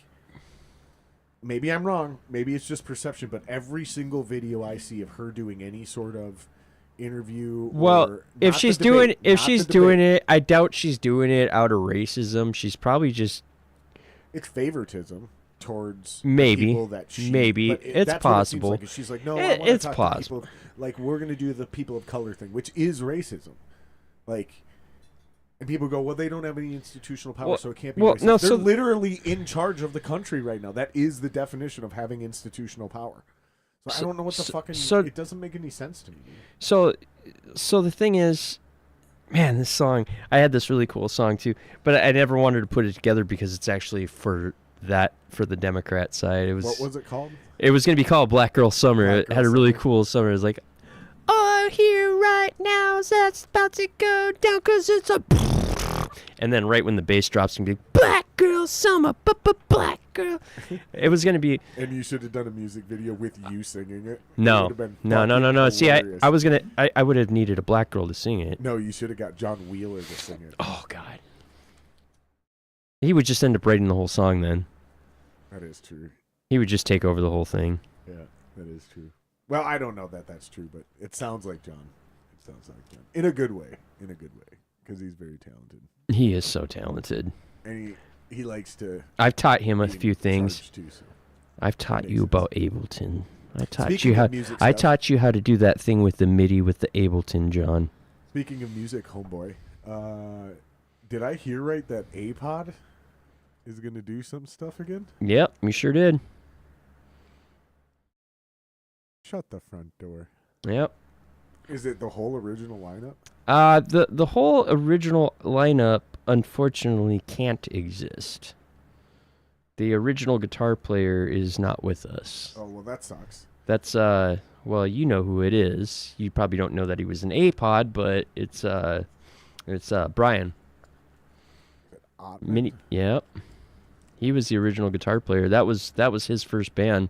And then he eventually was in Head Charge for a little bit, right? Yeah, he was in Black Flood Diesel for a while, and he was also I think he was Chad's guitar or bass tech. And then he eventually got in. I mean, they were just going through guitar players like left and right. Right. Yeah, I remember talking to Chad once. Chad Hanks. Chad almost became one of the guitar players. Well, he kind of was the guitar player. This is what I didn't know about that until I talked to Chad. And I had several long conversations with Chad. He came into Guitar Center one week, and I didn't even know who he was at first. I started talking to him because he had this sweet old Gibson Les Paul. And he told me this really amazing story about how he had this guitar, he lost it, and then eventually it came back to him. I believe it had something to do with his father. I don't remember the details anymore, but I was really moved by it, right? And then he started playing a riff. And I was like, I know that riff. What is that, right? And he's like, oh, that's actually my band's riff. I was like, no shit. I was like, so you're in like a local band? And he goes, I guess kind of. You know, we haven't been. I can totally see this conversation. He has that like way of being like. And then I don't remember how the rest of it went, but all of a sudden it's like, oh shit, you're here. And then I was like, because we had been talking and hanging out for so long, I was like, dude, I stole one of your guitar riffs. And he goes, what? And I go, I swear to God, you have this riff in one of your songs, and I couldn't remember what it was. But I was like, let me play you my riff, and I think you'll know exactly what riff it is. And I played it, and he goes, that's hilarious, because it does kind of sound a little bit like part of the riff. He goes, but that's not even close to the riff. And I go, okay, show me. And he played, it's, I still can't remember the name of the song. It's off The Feeding, though. Oh, really? And he played me the actual riff, and I was like, holy fuck, that's not even remotely close. There's just 2 notes that happen to line up and like one of those things. And he told me this amazing story about that song, and dude, he was a fucking rad dude, and basically he was so cool. He was the one guy in that band that you could always get along with, talk to. Dude, an amazing guitar player, like incredible. And he was telling me, he goes, I actually write most of the guitars, and he goes, I've been trying to play guitar in this band the whole time, but no matter how many bassists we try out, it doesn't sound right. So I keep getting stuck on bass live. So yes, he's the bass player, but he actually wrote a lot of wrote most of the music. Yeah, he wrote a lot of the guitars. And then I knew Dave Rogers a little bit too. Yeah, I knew him. I didn't know him super I wasn't close. super close with Dave, but I knew Dave. I actually had some roommates that worked with him at a car wash. And I knew sober Dave. So I knew like super cool Dave Rogers. I know a cool story about him. This girl I knew. Well, let's get back to the APOD thing before we get sidetracked with this. We'll come back to the head chart shit, but so yeah, they're playing this. Yeah, you're playing you're playing that same show. Oh, you're on that one with us. That's right. That's where that's right. the show it's gonna be. That's right. I've been so fucking busy. That's right. That's where I heard it, because you're on that show. But you're doing main stage. We're on the little fucking B. We're doing the B stage. That's fucking cool, dude. So what prompted this? You'd have to talk to Zilch about that one. I don't know Zilch. You don't know him? I'll get you in contact with him. Maybe you can get him on the show. I'm sure I've met him and like hung out with him and shit. He used to be in Head Charge. But I don't like know him. You know what I mean? I don't even know if I'd recognize him. He looks exactly the same. I swear to God, that guy doesn't age. So the only lineup I remember with APOD was, I think Brenda was your bass player. Yep. And Johnny was playing drums. Yep. So that would be probably the 18th incarnation. So I was a big fan of APOD because I was going to see shows at the Red Sea when I was 17. I think I was just turning 18. Because I was friends with Neil Pruitt. And him and I actually had a band way back when I was a teenager. And he ended up getting a band with Steve Wolf, and Steve Wolf was in charge of getting bands to play, I think, Wednesday nights at the Red Sea, and that became the spot. Metal bands were playing there, and it was really cool. There was Straight Jacket, Mind Rape. American Head Charge would play there. You couldn't even get into the show when they would play. And I remember seeing APOD, and I went to see them, and I was watching them set up. I'm like, they got no guitars? They don't even have a drummer? I'm like watching them plugging in drum machines and samplers. I'm like, this? APOD. You're seeing APOD set up. Yeah, so I'm watching. You weren't even... I wasn't originally an APOD. Oh, dude, I thought that was like your band. No. This was Luke's band.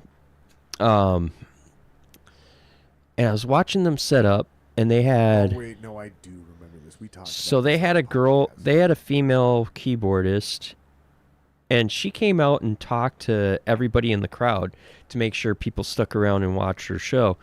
And she came up and she started talking to me, and she's like, the way she talks, like she's kind of flirting, and that was obviously by design, and she did it well. It was me and a friend of mine, and we were 17 or 18. I can't remember how old we were. We were really young, and the fact that this woman was talking to us, we were like, wow, cool. We're getting attention from a female, and we stuck around watching, but I was getting critical in my mind as I'm watching them plugging in drum machines, and I'm like, this isn't metal. What the fuck is this doing here? And then I hear them sound checking. I'm like, oh, it's going to be like Depeche Mode, isn't it? And then they plug in, they start playing and the first song they play is Rat Trap. And as soon as Luke kicks in, he does this really high pitch. Go the rat trap. I was like, okay, this is kind of cool. Yeah, I kind of dig this. I'm getting a Rage Against the Machine vibe off of this. This is kind of cool. And then all of a sudden the keyboards kick in when everything gets all heavier, and you hear this really heavy, distorted keyboard sound. It's like, dun, dun, dun, dun, dun. I was like, okay, this is strange. It's heavy. There's no guitars. I fucking love this. This is cool. So I started following them and keeping tabs on them, and they disappeared. And then Aaron, their keyboardist, the main sample guy or whatever, he joined up with Steve Wolf's next band, which was called Hatred, I believe. And I ran into him at First Ave, and I was like, hey, where's APOD? I haven't seen you guys around. And this is before we were using the internet, or before I was using the internet anyways. Right. And he goes, yeah, Luke moved back to England. I was like, oh, I do remember that. Bummer. Well, then I was so into them. And then one time I had just gotten this job in Dinkytown. It was a scam, but I was making good money at it. But I ran into Luke downtown Minneapolis when I was connecting from one bus to another, and I saw him wearing an APOD shirt, and I walked up to him and was like, dude, you're Luke. He's like, yeah, how's it going? I was like, dude, I'm like APOD's biggest fan. And he's like, oh, yeah? Yeah, so we he was telling me that he's looking for a job. I'm like, dude, I'll hook you up. So I got him hooked up with the job, and then Aaron got a job there. I got a shit ton of my friends working at this job, like pretty much everybody I knew, because we were all like 18, 19 at the time. And yeah, I actually tried out for APOD, and Luke just didn't want me in the band. It wasn't my time yet. So I started ADD, and he gave me my first show. And then I ended up losing my job at this place over some dumb, stupid shit. It wasn't even my control. It was just basically I was getting paid too much. Is really what it came down to. And some people that were in management found out that I was making more money than them, so they figured out a way to kind of muscle me out. I didn't talk to pretty much anybody there for a couple of years, and then I just randomly sent Luke an email one day, and he responds back, and he's telling me he's DJing somewhere, and I went and saw him DJ, and then him and his girl came and hung out with me at my apartment. We hung out, and we were drinking one night, and we were just talking about music and stuff, and I was like, I made a comment about how me and him could never be in the same band because we're too good of friends. And he's like, God damn it, I was just going to ask you if you join. Because at this time, I was actually in Six. I was a sample guy in Six at the time. Shit. Yeah. So he was like, I was just going to ask you to join. I was like, really? I'm like, I'll do it on one condition. We're going to get big. and so we found ourselves a drummer, and then we needed one more. We wanted one more player, somebody else to play either bass on keyboards, like a bass synth, or to play bass. And randomly, I'm walking where the practice space was, and I see this girl with a bass and two other dudes, and they're standing outside of another studio waiting for whatever band was playing to stop so that they could take over the space because they're sharing practice space there. Where was this? Profile Music. Oh, okay, yeah. So I just walked right up to her and I was like, "You play that thing?"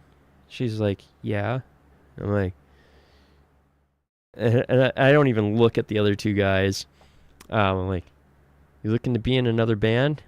She's like, "Maybe. You got a CD?" So I gave her our CD. Now the funny thing is, one of the other guys is Nick Quijano, or I don't know how to say his name. Neither do I. You know who I'm talking about? I think so. He's the guy that I don't want to misspeak and then sound like an asshole. He ended up joining Head Charge for a little bit, and then from there he joined up with the guy from Stabbing Westward, and that's not who I'm thinking of. They had he's from Albertville. No shit. Yeah, and he got into a band with the singer from Stabbing Westward. I think it was called And Dreaming. And then from there he went into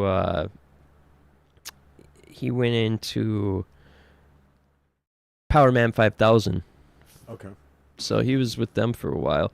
Yeah, so that's the dude whose bass player I basically stole. Wow. So yeah, so they were a band called 13 Dead. Okay. The three of them. They're a three-piece that didn't have a drummer. They used a drum machine. They were a metal band that used a drum machine. So I mean, ATB did it for a while.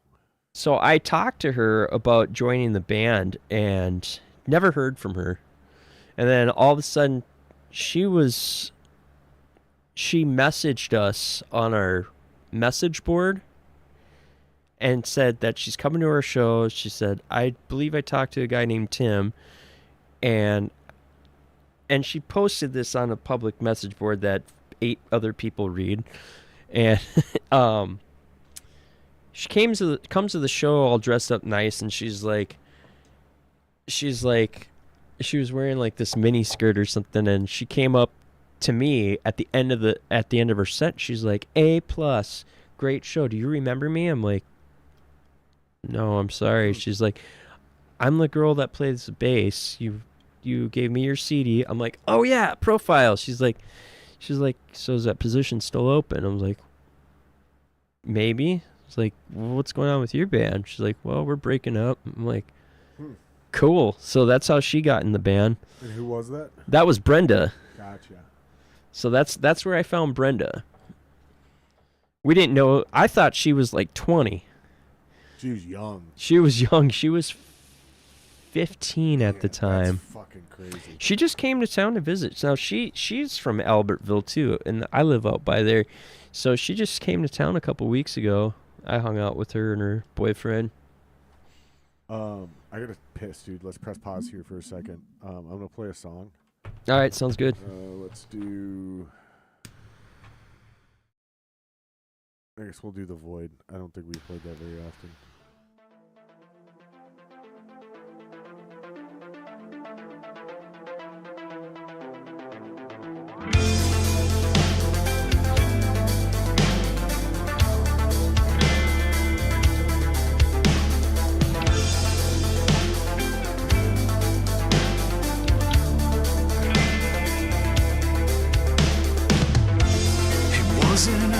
To be a void of misery.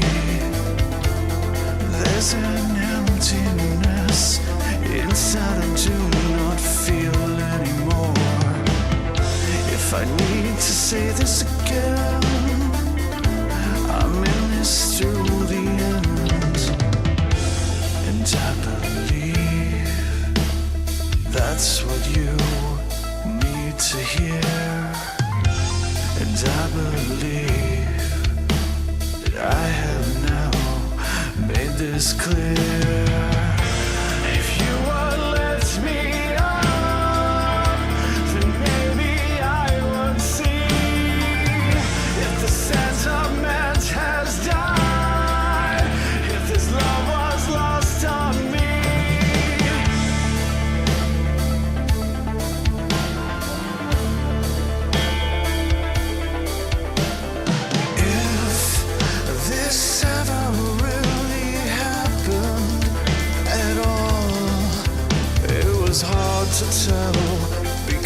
'cause it felt like I was dreaming. There must have been a point buried in this. There must have been a word that I had missed. If you would lift me up, then maybe I would see. If the sentiment has died, if this love was lost on me, I need to change this now. I need to change this now. I need to face this now. I need to face this now. I need to change this now. I need to change this now. I need to face this now. I need to face this now.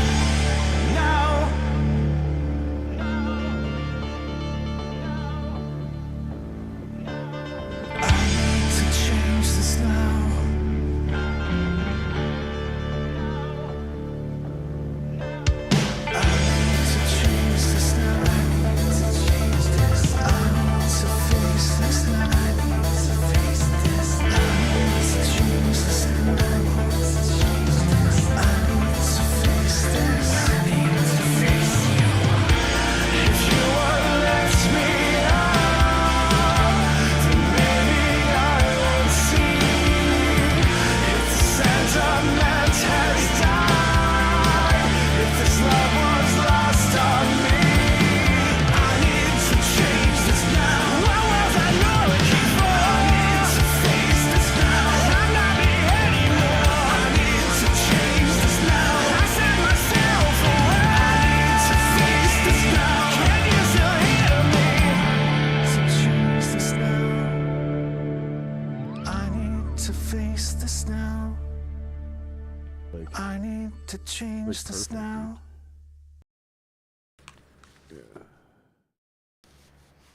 all right, yep, we should be good. Are the mics muted still? The mics should be unmuted, right, Jason? Unmuted, correct? Cool. Oh my god. Gummies are kicking I knew there was a reason why I shouldn't accept your candy. in. Yeah, there's a reason I didn't offer it. I was like, this motherfucker got to drive it. I don't know how potent these are. But I'm on number 2, so we'll see. So far, so good. So that's how you got Brenda in the band. I do remember at least parts of this story for sure. So, fuck, dude. Yeah, the gummies are kicking in. So what's the dude's name from England? That's Luke Williamson. I can get And him. He goes by. Luke. Just Luke. No, you had a nickname you gave him. Oh, you're thinking of the keyboardist, Aaron Zilch. Zilch. Okay. Yeah, that's the other keyboardist. So what's the version of the lineup that's back together that's going to play on the, what is it, the 9th? I'm not really sure, honestly. I can't tell you too much about that. What do you mean? I just don't. Are you in it? I can't tell you too much about Are that. you in it? I can't tell you too much about Are it. you in April? I can't tell you too much about it. It's a big surprise. Are you in April? I can't look. I grew up in a middle class family. You son of a bitch.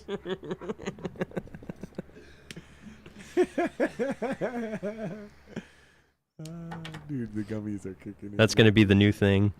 The gummies are Anytime you don't want to answer a question. Is that what she says or is that what Walls says? That's what she Dude, says. what really bothers me, and I didn't realize this, it really bothers me now that he didn't even grow up in Minnesota. That doesn't bother me so much. It does bother me. Like, he's not. Why? Because he's not a Minnesotan. He's from Nebraska. I'm not from Minnesota. Yeah, you shouldn't be the governor then. I mean, I've lived here since I was 14 and on and off throughout my childhood. That's better. That's better. 'Cause he completely. I had the decision to make if I wanted to go back to California when I was 18, and I chose to stay here. So he only came to Minnesota because he got a job as a teacher in Minnesota. Like, he spent his whole life in Nebraska.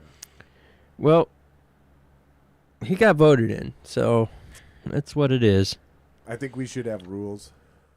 Nah, that's a little bit. That's a little bit too much. I mean, one day when I run for politics, I might not even be running in this state. I don't like it. Well, I'm not from the state. I don't like so it, Uzi. Are you still going by Uzi? yeah, for whoever calls me that. I've thought about running for politics, and I was like, I would do well if I could somehow. I would have to run as a I would Democrat. have to That's the sad completely part. erase all of my Facebook. Fuck that. Start over. No. I have way too much offensive shit. Absolutely not. See, that's the thing. You got to let people know who you really are. It's like, and not back down. Skeletons in the closet. And not They're not even in the closet. They're Not just even laying not out. even back down.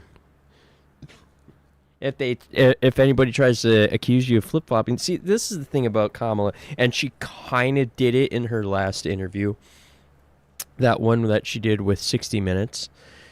She finally did what she should have been doing this whole time. If she would have just said this at the debate, it would have won so many more people over. Where he basically kept at her with her flip flopping.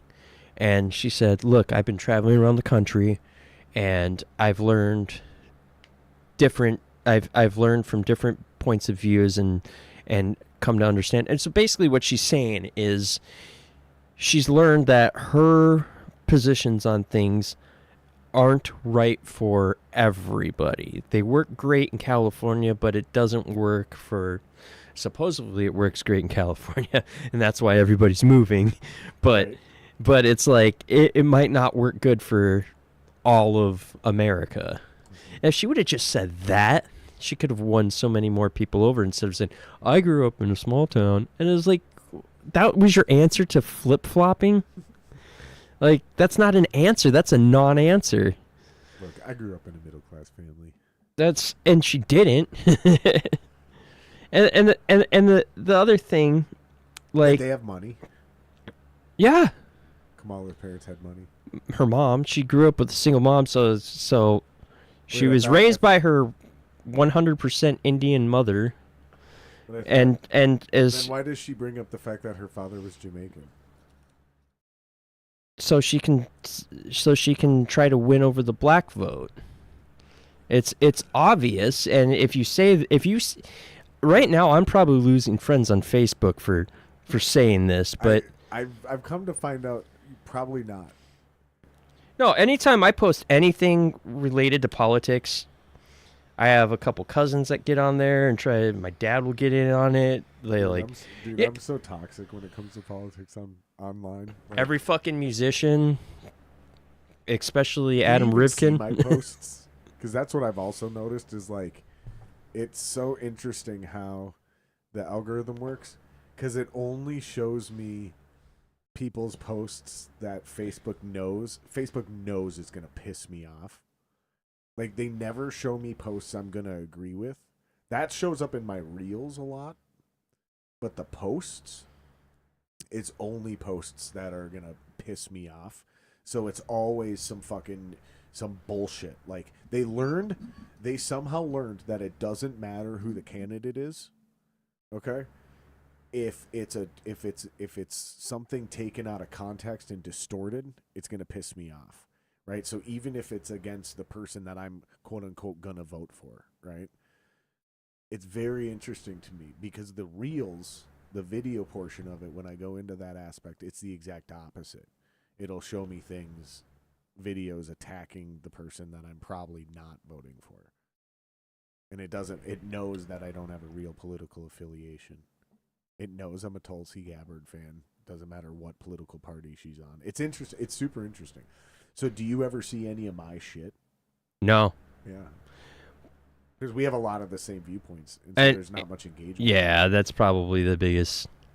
Like, it seems like I have to literally go and check and see, like, do I still agree with this guy? Just like, am I still even friends with this guy? I haven't heard from or seen them in my feed for a while. And I'm like, oh, yep, there's that asshole. Yeah. And it seems like as soon as I post something, boom. It's like overnight I'll lose 4 friends. It's not might not seem like a big deal, but it's like it'll just trend that way for like a whole week. I'll just keep losing 4 friends a day as more and more people keep battling on my posts. It's like it's almost as if they're taking it out on me that I have friends that they're not getting along with. It's like, you know what? I welcome the debate. These are my feelings. These are my opinions. These are my views right now. You're welcome to come in here and tell me what you think or try to change my mind. I welcome that. This is an open forum. Once you start attacking me, I just fuck it. I'm not even. I'll let you continue. And I'll leave your shit up there. I don't delete people's comments, no matter how stupid they think I am, and how much they insult me. They constantly do that. Right. Yeah, that's. I've always said, I think if you delete people, especially on social media, like your friends, people that you know. Over politics, something we didn't give a shit about 8 years ago. Yeah, if you do it over politics, I think you're a weak-minded person. It's so dumb. Everybody was so excited about Obama, and unless you're like literally willing to go to war for it, you know. And we shouldn't be wanting to do this over politics. This is so stupid. But I think with Trump, we've our eyes have opened up, and it seems like all of a sudden everybody's like a specialist on this subject. Like all of a sudden everybody, and it's like, well, no, we all have a phone in our pocket that we can Google and try to. Is that how this works? And we're learning. We're all, including myself, because I didn't know shit about politics until like maybe 5 years ago. I started actually looking into it, because everybody, I think I was getting really, because I didn't give a fuck when it came to Hillary and Trump. I actually didn't even vote that year. Yeah, I voted Libertarian. I just didn't even bother, because Johnson. Because the way I figured, I thought Hillary Clinton did a decent job first time she was president, and she lasted for 2 terms. And you wanted to give her 2 more, huh? I didn't care if she got elected. I was like, or it could go to Trump. Trump. I'm not like, I've never watched The Apprentice or anything, but you know, he's a rich guy. He's probably got some good ideas that could probably put some money in the rest of our pockets, and that's technically what happened. I mean, I bought my house right before he became president, got my first house, and I was still driving a used van, and all of a sudden my dollar went further. I got this massive raise in his administration. Like I got it like overnight, like just one day they called me in the office. This wasn't anything about performance or anything.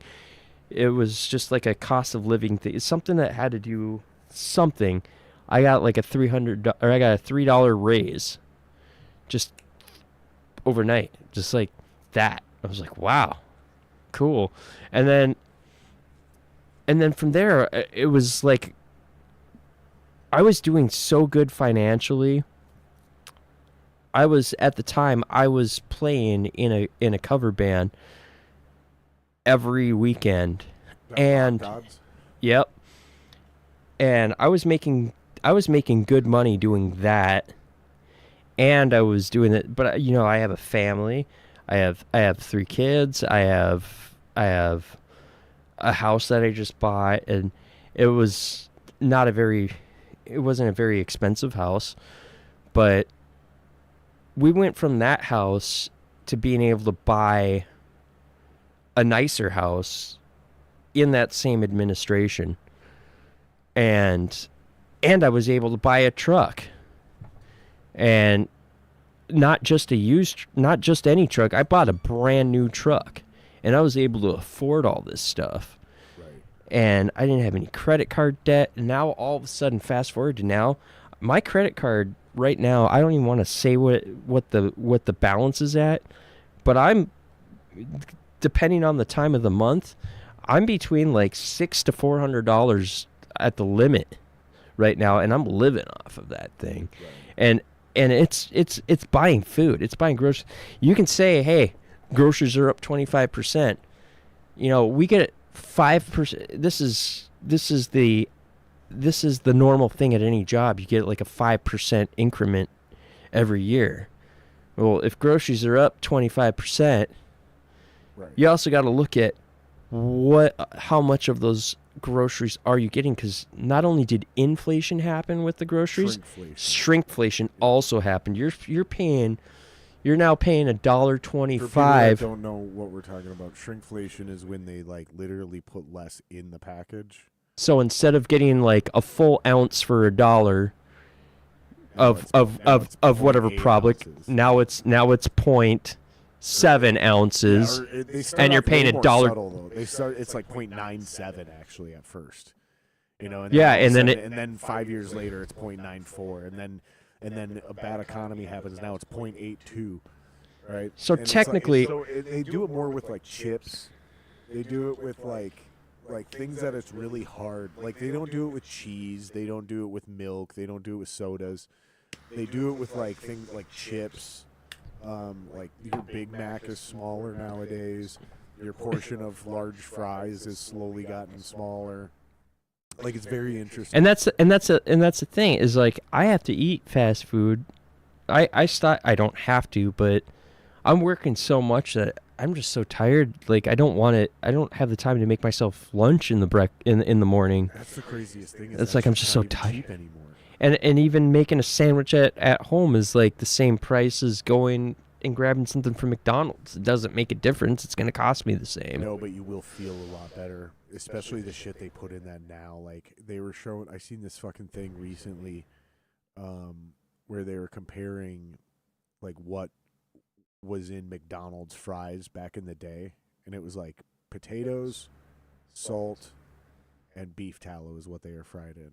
And now it's like a laundry list, dude. It's like fucking, there's like 18 things. That's crazy. And they're so bad for you now. Like, and it was this girl. She's like an influencer, like one of those health influencers online. And basically she was like, listen to me. This line that like, it's not that bad. I used to eat that stuff and I turned out fine. It's not the same stuff. And then she compares the products of like what it used to be, what it is now. One of them is Gatorade. I don't remember this, but when we were kids, because you're a few years older than me, you called me out for it when I was taking a leak. But do you remember Gatorade? All Gatorade was clear.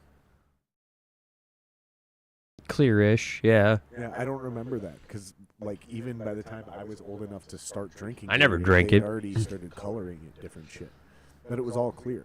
Like they basically had cola, and then they had most sodas were clear or brown, right? They had like colas. And then they had clear sodas, and then they had Mountain Dew, which was like, I don't even think originally it was yellow 40. I don't remember what they were using, but it's very different shit now, dude. That's again why I'm voting for Trump is because of the Maha shit with Robert F. Kennedy. Like not only do I trust that he's gonna do it, he has an actual plan. He's explained very articulately exactly how he's gonna do it. And he's already kind of proven he can do it through his record as an attorney. Like, bro, I can't not. Like, what I really want, dude, is please have him be the fucking Surgeon General. Please make him the Surgeon General. And then please make Tulsi Gabbard the fucking Secretary of Defense or Secretary of State. Please. I like the idea that they came up with for what Elon Musk would do.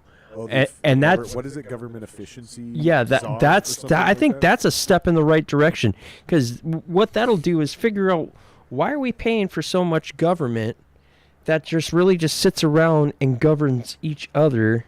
Yeah, we have too many steps of people doing shit down the ladder. There's so many spots that should be. There's a phrase for this. Eliminated. It's a snarky phrase. It's from somebody famous, but the expanding bureaucracy expands to meet the needs of the expanding bureaucracy. So you create a sounds like a George Carlin type of thing. It's like a negative feedback loop, right? So basically what you do is you create this bureau or this agency that's going to police this private industry, right? Like coal, right? Well, then it's really easy for this coal industry lobbyists to buy off and compromise that agency. So it happens with cops, right? So you have to create internal affairs, right? So you have another set of cops that police the police. You see what I'm saying? So, and then, well, they could be corrupted too, right? So then you have to have, like, the FBI, right? And so the FBI can even investigate. You see what I'm saying? So you just keep creating more and more departments and more agencies to police the police, to police those police that are policing those police, blah, blah, blah, blah, blah, all the way down. And that's basically the idea is, like, some of those redundancies are on purpose, right? They're safeguards. Some of them are just redundancies, useless, and they need to be getting rid of. Yeah, and the other thing I like about Robert F. Kennedy is how he pointed out, like, I was going back to the very beginning of the show, I was talking about my daughter and how she's friends with all these people that are trans, and I was just like, where is this coming from? Why are all these kids trans all of a sudden? Yeah, I was like, is this like some sort of a fad? I think there's a good portion of it where a lot of this is it's the style, it's what's in, it's the fad, and I really think that's what it is. But I think there's a small percentage of that where these people are actually legit, that they're born in the wrong body, as they say, or you know, they really want to transition.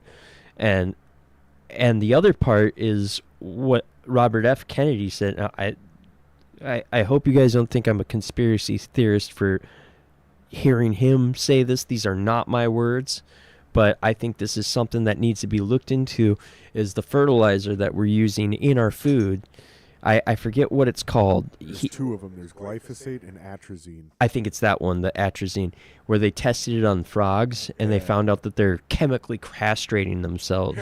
They're basically becoming. So they did it on like 100 frogs. They're also flipping genders. Yes, that's the other thing. They're flipping genders. That was the Alex Jones. They're turning the frogs gay. Yeah, that's what he was referring to, and he was right. Yeah, He wasn't 100% accurate, and that's the thing, is that you hear these Alex Jones was right. You keep was right about everything. You keep hearing all these weird conspiracy theories, and they end up becoming true, and you're like, what the fuck? Yeah.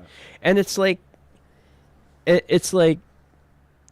sometimes you hear Trump say some of the dumbest shit, and you're like, oh my god, how am I gonna back this one up? Oh my god, he just I remember watching the debate, and he said the thing about the cats and dogs. Like, no, he didn't. Dude, but here's the thing. I was like, I think he just, I was like watching, I was like, I think Trump just lost the election. So this is what I almost lost a couple of friends over. As I was like, but here's the thing. There are, in fact, people who are on camera recently, like 2 or 3 of them, getting arrested for eating cats. Now, it's not in the same city, right? But it is in the same state. I know that there's that one woman, but she wasn't even actually Haitian.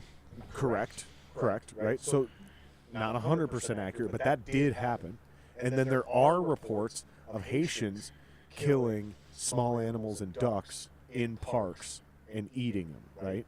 Because they do that down there. Like they don't look at our wildlife the same way we do. They look at it like food, which is how you would look if you came from a third world country that gets hit by hurricanes all the time and has been ravaged by corruption and communism and right? Like it's a thing. So it's super easy when you're fucking trying to run for office to conflate 2 cities, 2 separate incidents into one and fuck that up. It's also easy to be fed 2 things that are true in a form of misinformation, right? So like you could have gotten it from a bad source. You could have read it too fast. There could be 100, but again, there's still truth in what he said. But dude, people are like, show me a fucking video of a Haitian doing it or I'm not hearing you out. And I'm like, dude, there's more truth in what he said about them eating pets than there, because that also is happening in Texas. where people are crossing the border and they're fucking starving, and because they eat dogs in Mexico and shit, dude. They've done it. Do they? Yeah, I mean, like, not like they do in like China and fucking Asian countries and shit, but like. What countries eat dogs? Look that up. Let's look this up. So I know for a fact that they do it in China, and I think they do it in India. I think they do it in a lot of Asia, and I know they do it in parts of Central America. I know they do it, and I'm pretty sure they do it in parts of Mexico. And it's just like, it's a poverty thing. Like, when you get really poor, you eat the dogs. Like, dude, people eat horses. That's the other thing. Like our definition of what is food versus what is a pet. That's kind of weird. People like eat horse. They've done it for a long time. We outlawed that in America, but you can eat horse in Canada. China, South Korea, the Philippines, Thailand, Laos, Vietnam, Cambodia, Indonesia, Nagaland, and northern India. In Africa, it's Ghana, Cameroon. Where's Nagaland? Scroll. Northern India. Oh shit! It just keeps going. Oceania is Australia and Tonga. What about Central America? It just kind of cuts off. So maybe I'm wrong about the the Central America thing, but I swear I've heard of it. Same thing with cats. They do eat cats in those same countries. I can't imagine that would taste good. Did you know Obama made it legal, re-legalized the eating of horse meat here in America? No, he didn't, did he? Swear to God. Swear to God. Because I was looking something up. I watched a Verify YouTube that video for on me, it, and please. they Obama legalizes eating horse meat. Now that seems like that would taste good. I hate to say it, but sometimes when I drive It's by, gotta be really lean though. There's no fat in them. I drive by a lot of farms, and sometimes I see a horse, and I'm like, man. Do you know why he did it? No. Well, of course not. If you didn't know, he did it. So we have a horse problem in America. So we have a wild horse problem. They eat a lot, and nothing can catch them. They have no natural predators, and they fuck like you would not believe. So we legit. Yes, he did. No, he did. Domestic horse slaughter for human consumption. So, dude, this is what pisses me off. No, President Obama did not legalize horse meat, but in the next version of the sentence, he legalized horse meat. So it says, but he did sign a bill that allowed domestic horse slaughter for human consumption. That means he legalized horse meat. That means that's an oxymoron. That's whole what I'm saying, sentence. dude. This is why I fucking hate everything. It pisses me off so much. So yes, he did do that, but here's why. Because he was a smart man, a wise man, did a little bit of research, realized we'd been eating horse meat for hundreds of years. Hundreds of years. Like this is, I mean, maybe even thousands of years. And we have a wild horse problem because nothing can catch a horse, dude. The amount of time they can run at full speed, nothing. They have zero natural predators, and they eat a lot. So they were like, dude, we got to do something. And somebody proposed the idea, dude, let people kill them. Let people eat them. And they were like, all right, let's do it. Here's the other thing. It was also killing the price of market horses, which is why you can do it for domestic slaughter, because now you can raise horses for meat instead of just trying to raise horses to sell. Because now the guys who are just raising horses to sell, now they can actually go out and start catching those young colts again, and they can start breaking them just like you did back in the day. Does that make sense? It's fucking wild, dude. That's crazy. So the other thing that scares me about Kamala is her price gauging. Now, you can tell she was reading a teleprompter. You mean the she's preventing price gouging? Yeah. So she wants to set prices. Right. Now, so there's so many so now she was, you can tell she was reading a teleprompter when she said, "We're going to go after companies for price gauging." I'm like, gouging. What the fuck is price gauging? Gouging. Right. Obviously. Did she say gauging? She said gauging. Oh, That's why I'm saying. No. I'm quoting her. So obviously she was reading a teleprompter and she was reading it wrong.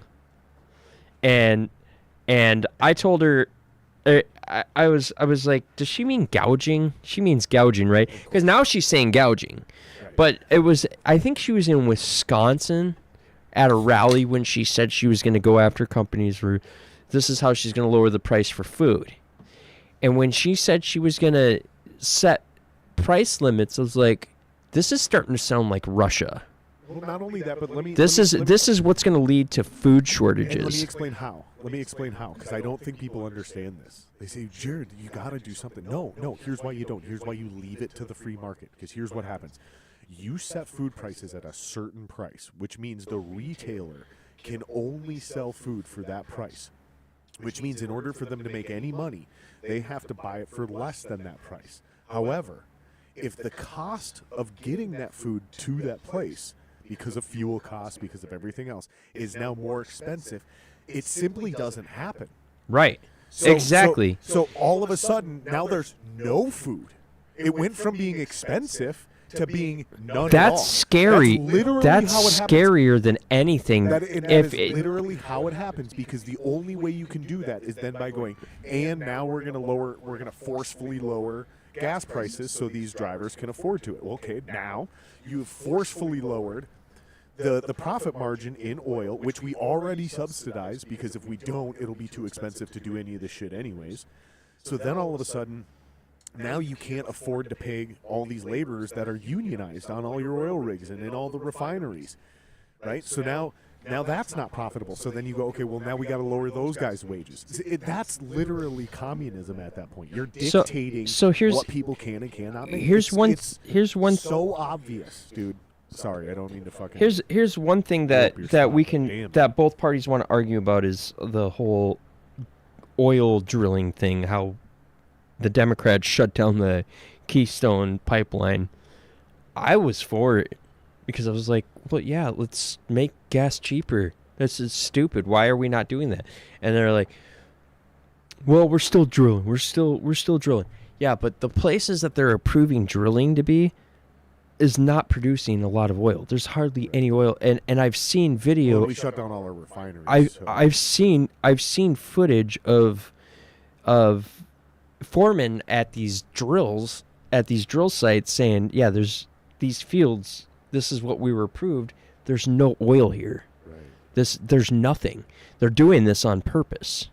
We know where the oil is, and they won't let us drill there. Instead, they're building houses there. That's where we need to drill. Right. So how are we going to get? How are we going to get there? We're going to have to go under, and then that's going to lead to a whole set of different problems when we need that oil, because we're going to have to get that oil eventually. Right. And now there's people on top of it. So you build a pipeline through it. How expensive is that going to be? And then once you get that out, you're going to have to shove some water in there so that land doesn't decay on itself. Right. And how accurate do you think the government involvement is going to be on that?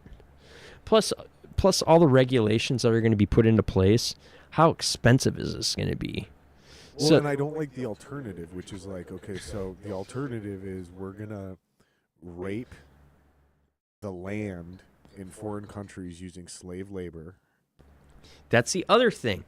And this is something that doesn't get talked about. Instead of like automated machinery using American workers to, and like you look at what they do to an oil field when they're done with it, dude, it's better than the regulations are so tight that they have to leave it in better, more pristine condition than what it was before they started drilling.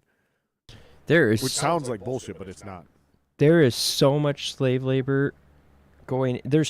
Right now there's child slave labor in like, I think it's like 90% of chocolate production.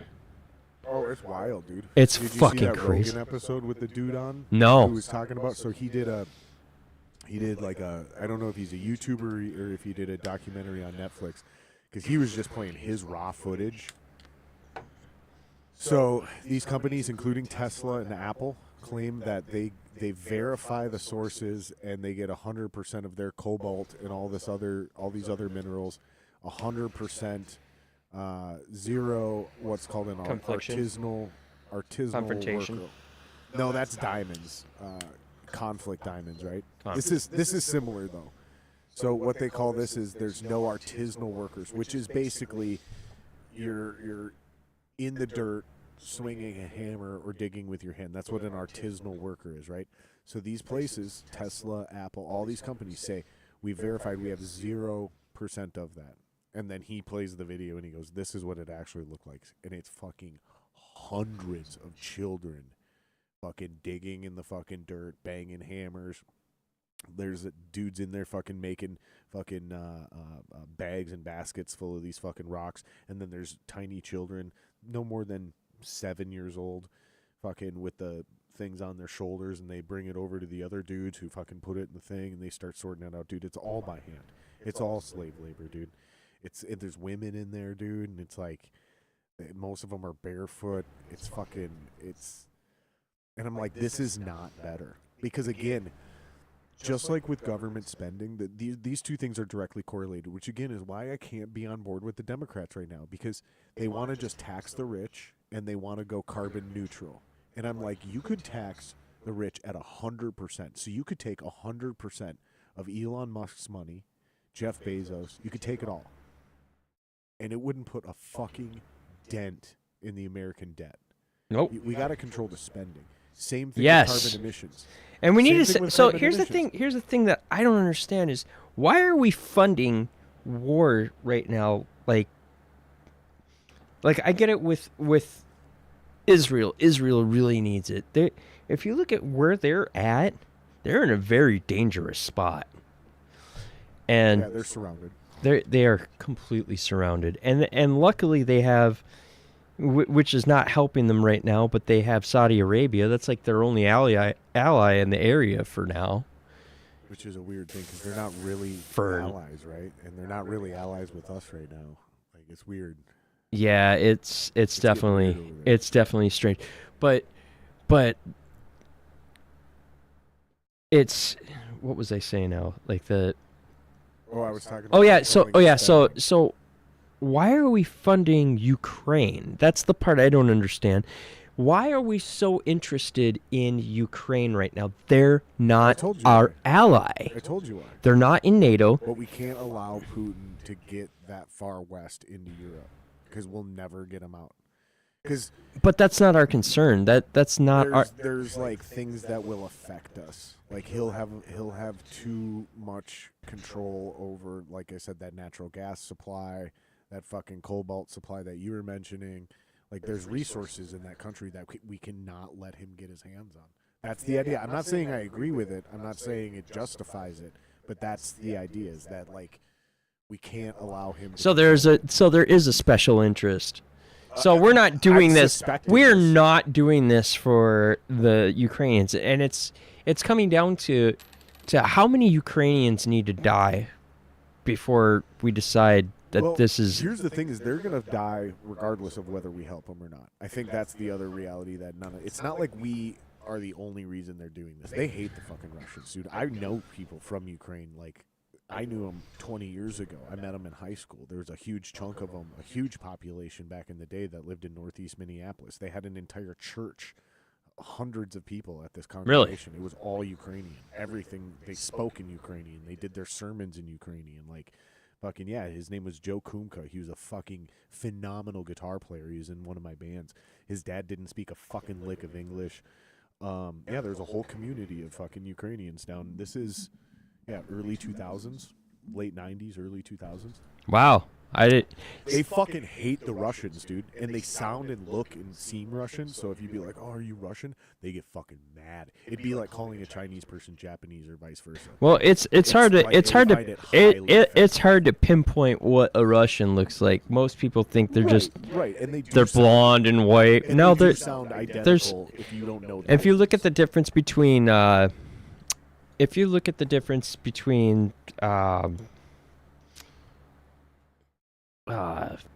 let's say Stalin and Putin, for instance. I mean, they look like Stalin looked like a Mexican dude. I mean, Well, yeah, there's two different types of Russians. So you've got the Baltic Russians, right, which are like the Baltic Russians are. It's interesting because they're Siberian by like actual lineage, and they're dark-haired almond eyes, and if you get far enough east into Russia, they straight up look Asian. Like they're not even. You would never consider them. You would never believe they're Russian. and that's where the Native Americans came from. Right, that's what I'm getting at. They came over that fucking land bridge over there. When we think of Russians, and we think the fucking dude from Rocky IV, those are Vikings, dude. Those are not ethnic Russians. Those are not Baltic people. Those aren't Ukrainians. Those are fucking actual Vikings that came over as conquerors. And the crazy thing about that history is they were brought there by the Baltic fucking, because it was chaos. So the fucking Baltics went across the fucking sea, got the Vikings, and they were like, come over and fucking like rule, like establish some fucking order, because it's chaos over here, right?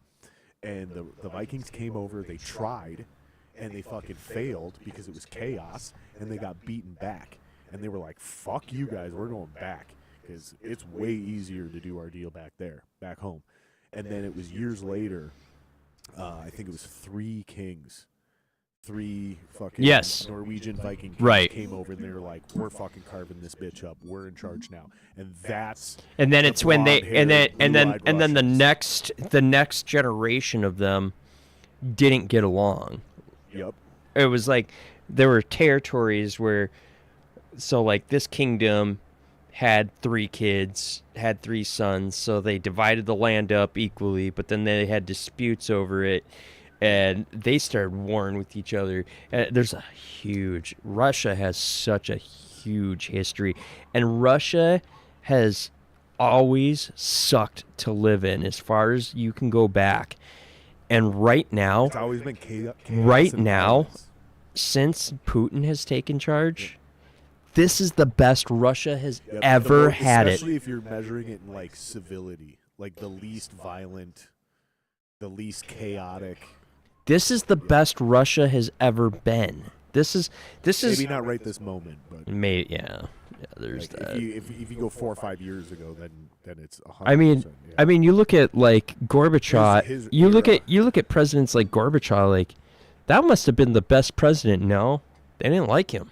Well, yeah, a lot of people, half the people liked him. When communism fell, democracy and capitalism didn't show up overnight. They tried to. No, they tried to make capitalism, they tried to become a Western country. Yeah, but I'm saying that took time is what I'm saying. If you listen to those old interviews in like 88, 89, 90, 91, those people lived on some version of government assistance because it's communism, right? Right. And then when that collapsed, those paychecks, those resources, those food supplies all disappeared. Yeah, and they got replaced with Nothing got replaced is what I'm saying.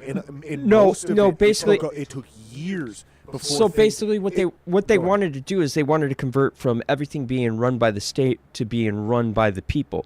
So they made what do you call it? Stocks basically for every business, for all the business for the people to have. Well, the people didn't know what to do with these stocks, except for a few smart ones out there who said, hey, I'll buy your stock out for a flat rate. And this is how oligarchs became a thing, was because, you had the ones that took over the oil business, the ones that took over the food business. I always thought the oligarchs were just basically the czars. Nope. Who were just no longer. No, the czars were killed off. No, do you know about that? Yeah, I know they were killed off, but they literally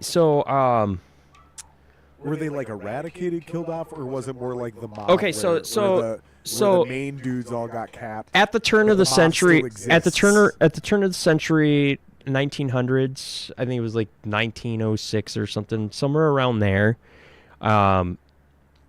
The last czar, Nikolai or whatever his name was, there was some weird shit going on with that Rasputin guy coming around, and he was given all this influence that a lot of higher ups were not into, and they killed this guy out. And then what's his name? The first Russian president that came after. What the fuck is his name? Yes. So when Lenin came, Lenin was part of the Bolshevik Revolution. Yeah. So the way I don't think he was part of the Bolsheviks, but I think he. So he was basically like I think he was part of the other party. He was. Maybe I'm wrong. Jason, are you still here? Yeah. Will you look up if Lenin was part of the Bolsheviks or his Lenin in the Bolshevik Party? So when he came, before he came into power, he was actually exiled he was exiled to Siberia for a while, and then he got out, and then he got charged with something else, and somehow escaped it. Yeah. And went off to, I think, Sweden or something. Didn't he get banished and escape multiple times, like 6 times or something like that? I don't know, but he started. I'm pretty sure it was. That's when he read the whole Karl Marx books and everything, and started getting into this whole idea of communism, which sounds good on paper. But the problem is, it just never works for anybody, because what ends up happening is all the resources get funneled through one channel, and then that channel eventually goes, well, you know what? Maybe we don't need to divide this up equally. Maybe we need to take a huge cut here and then let them fend for themselves on the rest of it. Let's see. He served as the first of Soviet Russia, 1917. Yeah. Yeah, but I want to know where he came. So what was he happened? Part of the Bolshevik. Scroll down. Keep going. Left socialist revolutionaries. Yeah. So I think There it is, right there. Other political party on the right side in that column. Yeah. Right there, Bolsheviks. The Bolsheviks. Okay, so yeah, he was part of the Bolsheviks. So the Bolshevik Revolution, basically, that was fucking crazy in and of itself too. When they fucking But so basically, the Tsar agreed to give up power, and they were moved off to a different city. Well, then they decided that they were going to charge them. He was gonna get charged. He was gonna go to court, and they decided they took him and his family, his whole family, his kids, every descendant, little kid. They had, okay. So the reason why Rasputin came into play was because they had one son. They were trying so hard to have a boy, so he could take over as Tsar. Well, he had hemophilia, and they didn't know their medicine practice was basically telling them to give him Tylenol, which thins your blood. So giving that to a hemophiliac is not a good idea. Well, around comes this spiritual healer guy, Rasputin, and he was like, first thing we're going to do is stop giving that kid that medicine. That medicine's killing him. He didn't know that. He just made that shit up, and he was right. He was accidentally right about it. So they thought he was like this mysterious guy that came from... Sure. So he got all this power and was able to start giving political advice to the Tsar, and that's how he kind of lost his popularity. And basically... they had famine after famine every year where the country was just dying. Right. And something had to be done. And there's all these political parties saying, hey, we can do this better. We can do this better. Step down. You need to step down. So they switched it over from Tsarism to having presidents. And that's where Lenin came in. They decided to kill them off, including that little boy. Yeah. They rounded them all up. They brought them to trial. And they decided... so the penalty for this is death. And they just immediately shot them all right there. Just bam, bam, bam, bam, bam. The girls... Lenin didn't take over right away either. There was like a shadow government for a period of time, and people weren't into that. And then Lenin ended up with power. But the big motivator in how they led this revolution is they somehow... and they're trying to do this here.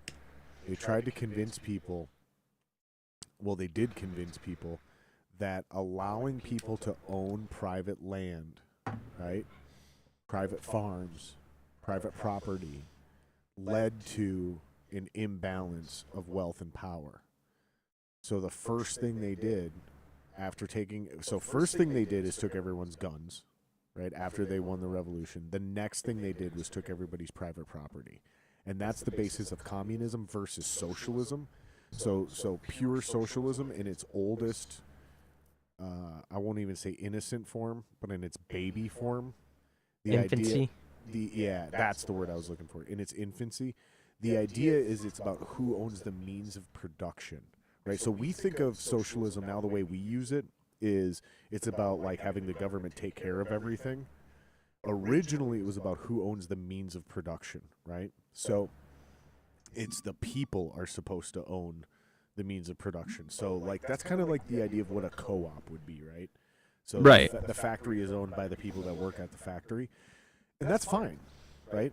Because that's a co-op. Like you're just everybody voted into that, right? And you're vested. When the government gets into socialism, it never ends up in socialism. It ends up in something much closer to fascism or communism, which is the government just decides everything. And you see it the most in Canada. Like I said, where I showed you earlier, the fucking surgeons are capped. And like I said, the result of that is you need a heart surgery and it's September.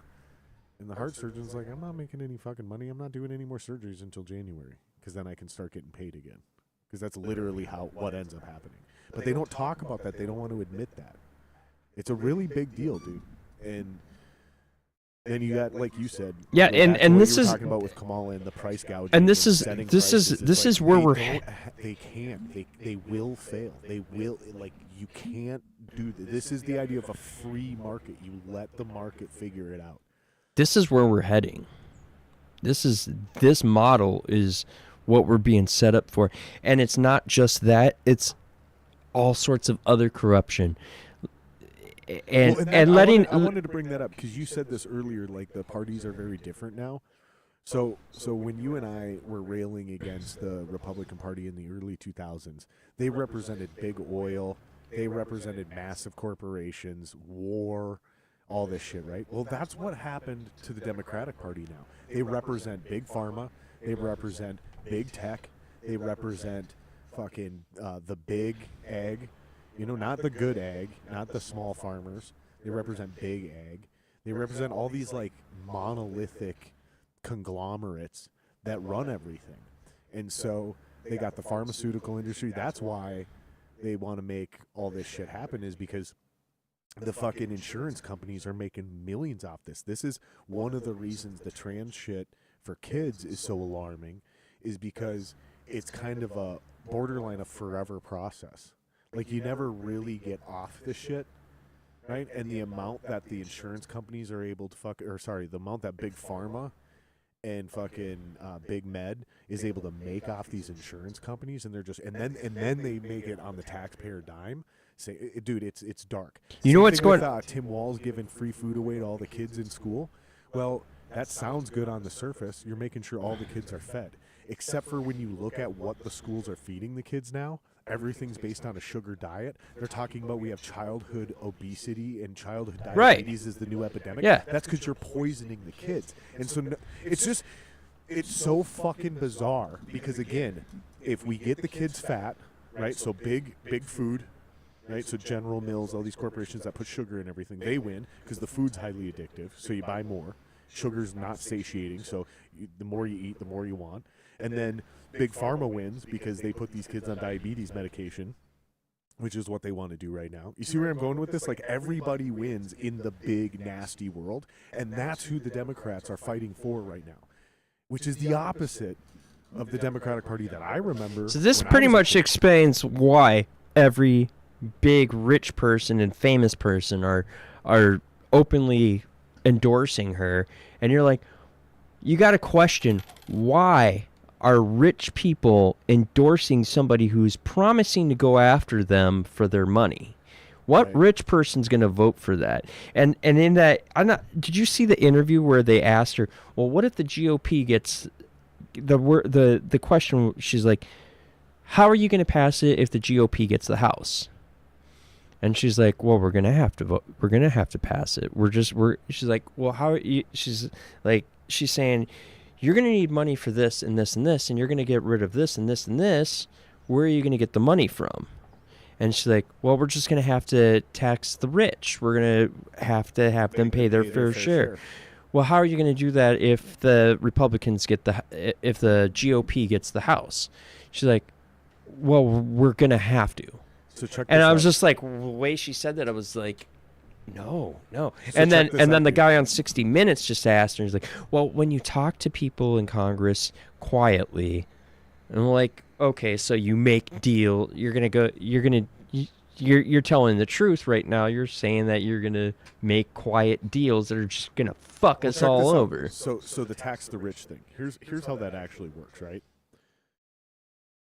So they don't actually tax the Jeff Bezos and Elon Musk on the $890 billion they have in assets, right? Because that's how net worth. Like, dude, my net worth.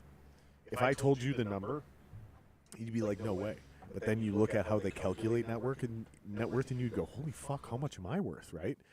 So it's deceptive. Your net worth is very, very deceptive, right? So Jeff Bezos' actual income, his actual salary, is like $1.7 million a year, right? So when they say they're going to tax the rich, what they're actually talking about doing is just taxing the highest group of earners, which I believe the tax bracket ends at 1.7 million. It doesn't go, I believe it doesn't go above that. So what they're really talking about doing is taxing that group of people, which won't put a dent in anything we have. So then they say, well, what we're going to do is we're going to tax unrealized gains on anything over $100 million, which is the most ludicrous thing I've ever heard of. Because you're only going to do one of two things. You're either going to bankrupt people, right? Or you're going to incentivize people to not hold large amounts of stocks anymore. You're just going to, like, billionaires are just going to be like, fine, I only own I only own $99 million worth of stocks. You see what I'm saying? Like, Yeah.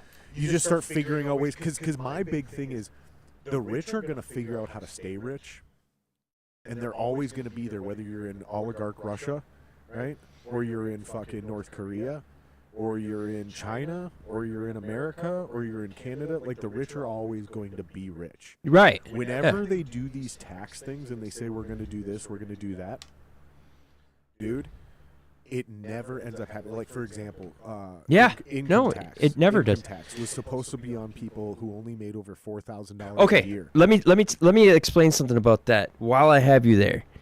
Everybody who doesn't make $400,000, your taxes went up, and here's how. Say you work at McDonald's. Let's go all the way down to the bottom line. This is where it starts. Those people are paying more taxes, and it's not because they're making more money. So what happens is they make this amount of money. They're in this tax bracket, right? Now because of inflation, the prices of everything went up. The prices of fast food went up because they couldn't find any employees, so they raised their wages, so the price of food went up. Well, now the price of food everywhere is mandated, but I get your point. Okay, so now these people are making way more money an hour. Yep. Now they're in a different tax bracket. Yep. Now a higher percentage of those wages are going towards taxes. Now, the dollar does not go as far as it used to. They can't still buy the same amount of food they were. Right. Because now they're paying a higher rent, higher food, and they're paying more on taxes at that. They don't have the money. They're even broker now than they were before when they were making under $15 an hour. Right, and that happens because it's like, okay, I was making $10 an hour, and then the city mandated you pay me 15, okay? But when you make... And you can't blame the grocery stores because they're only profiting between 1% to 3%. But here's the thing is, if you force somebody with zero qualifications, fresh out of the gate, to go from 10 to 15, what do you do to the guy who was already making 16? I'm not going to stand for that. I had to work from 10 to 16 over a period of years. I'm just now making 16, right? So now I'm going to leave the industry and I'm going to go to somebody else. And if somebody else isn't willing to pay me 17, 18, or 19 now, they're not going to get employees because the attitude is I can just go to McDonald's and make 15. So you want me to do this hard-ass job that used to pay 15, now it's got to be paid 20. So now and that's like a manufacturing job or something with responsibility, right? Decision-making power, something where, money's on the line. So it just slowly raises the cost of everything that trickles all the way back down to now that fucking there is no dollar menu anymore. Yeah. There is no dollar minimum. No, there isn't. And it's because everybody makes $15 an hour as minimum wage now. That's minimum wage. Because even once Minneapolis, St. Paul, There's no dollar stores anymore. They're starting to become Five Below now. right, and that's what I'm getting at. So once the city of Minneapolis, St. Paul made everything $15 minimum wage, the suburbs, in order to compete, automatically had to start paying a minimum. Even if the law isn't minimum, they just had to. So everything just got more expensive. It's just this fucking an upward spiral of cost versus inflation. And we're currently under a tax Reprieve. right now. If that goes away, everybody on the left says, "Oh, that's just going to make the rich and the corporations have to pay more." You don't think that that's going to come back to us? If they have to, they're going to look at it like, "Oh, so now I have to pay the government more." Well, I still want to get my house this year, and my boat, so we're going to have to raise the prices of everything so I can make up for that amount of money that I'm losing. So people are just going to have to figure out how to afford this. So the only fucking plan I ever heard to raise funds to pay for any of this shit or to make an impact on the debt was fucking Bernie Sanders, ironically, doing that, like, what was it, like a quarter of a penny or something like that, or a half of a penny, just a flat fee on, or maybe it was like a quarter of a % or something like that, on speculative trades on Wall Street, and just based on sheer volume of it, he's like, he did the math real quick, and it was like, dude, we could do, Cleet, see if you could find that, like, Bernie's old tax plan on trading or something like that. See if you can find the number on that. But it was super reasonable, and like he did the math on Rogan when he did that Rogan appearance, and it was like, wow, if you could really raise that, like, yeah, that's a lot of fucking money you could generate. But again, that's all fine and good, but I would never be in favor of raising or implementing any new taxes until we talk about fucking lowering the fucking spending. Dude, we gotta have a better plan in place for FEMA when these natural disasters happen. We gotta have a better plan in place to take care of, like, people who don't want to be homeless, getting them not homeless, getting them educated, getting them as productive, tax-paying members of society. Like, we're doing something wrong. And I'm not saying we should just give everything away like the liberals want to do. no, we shouldn't be giving.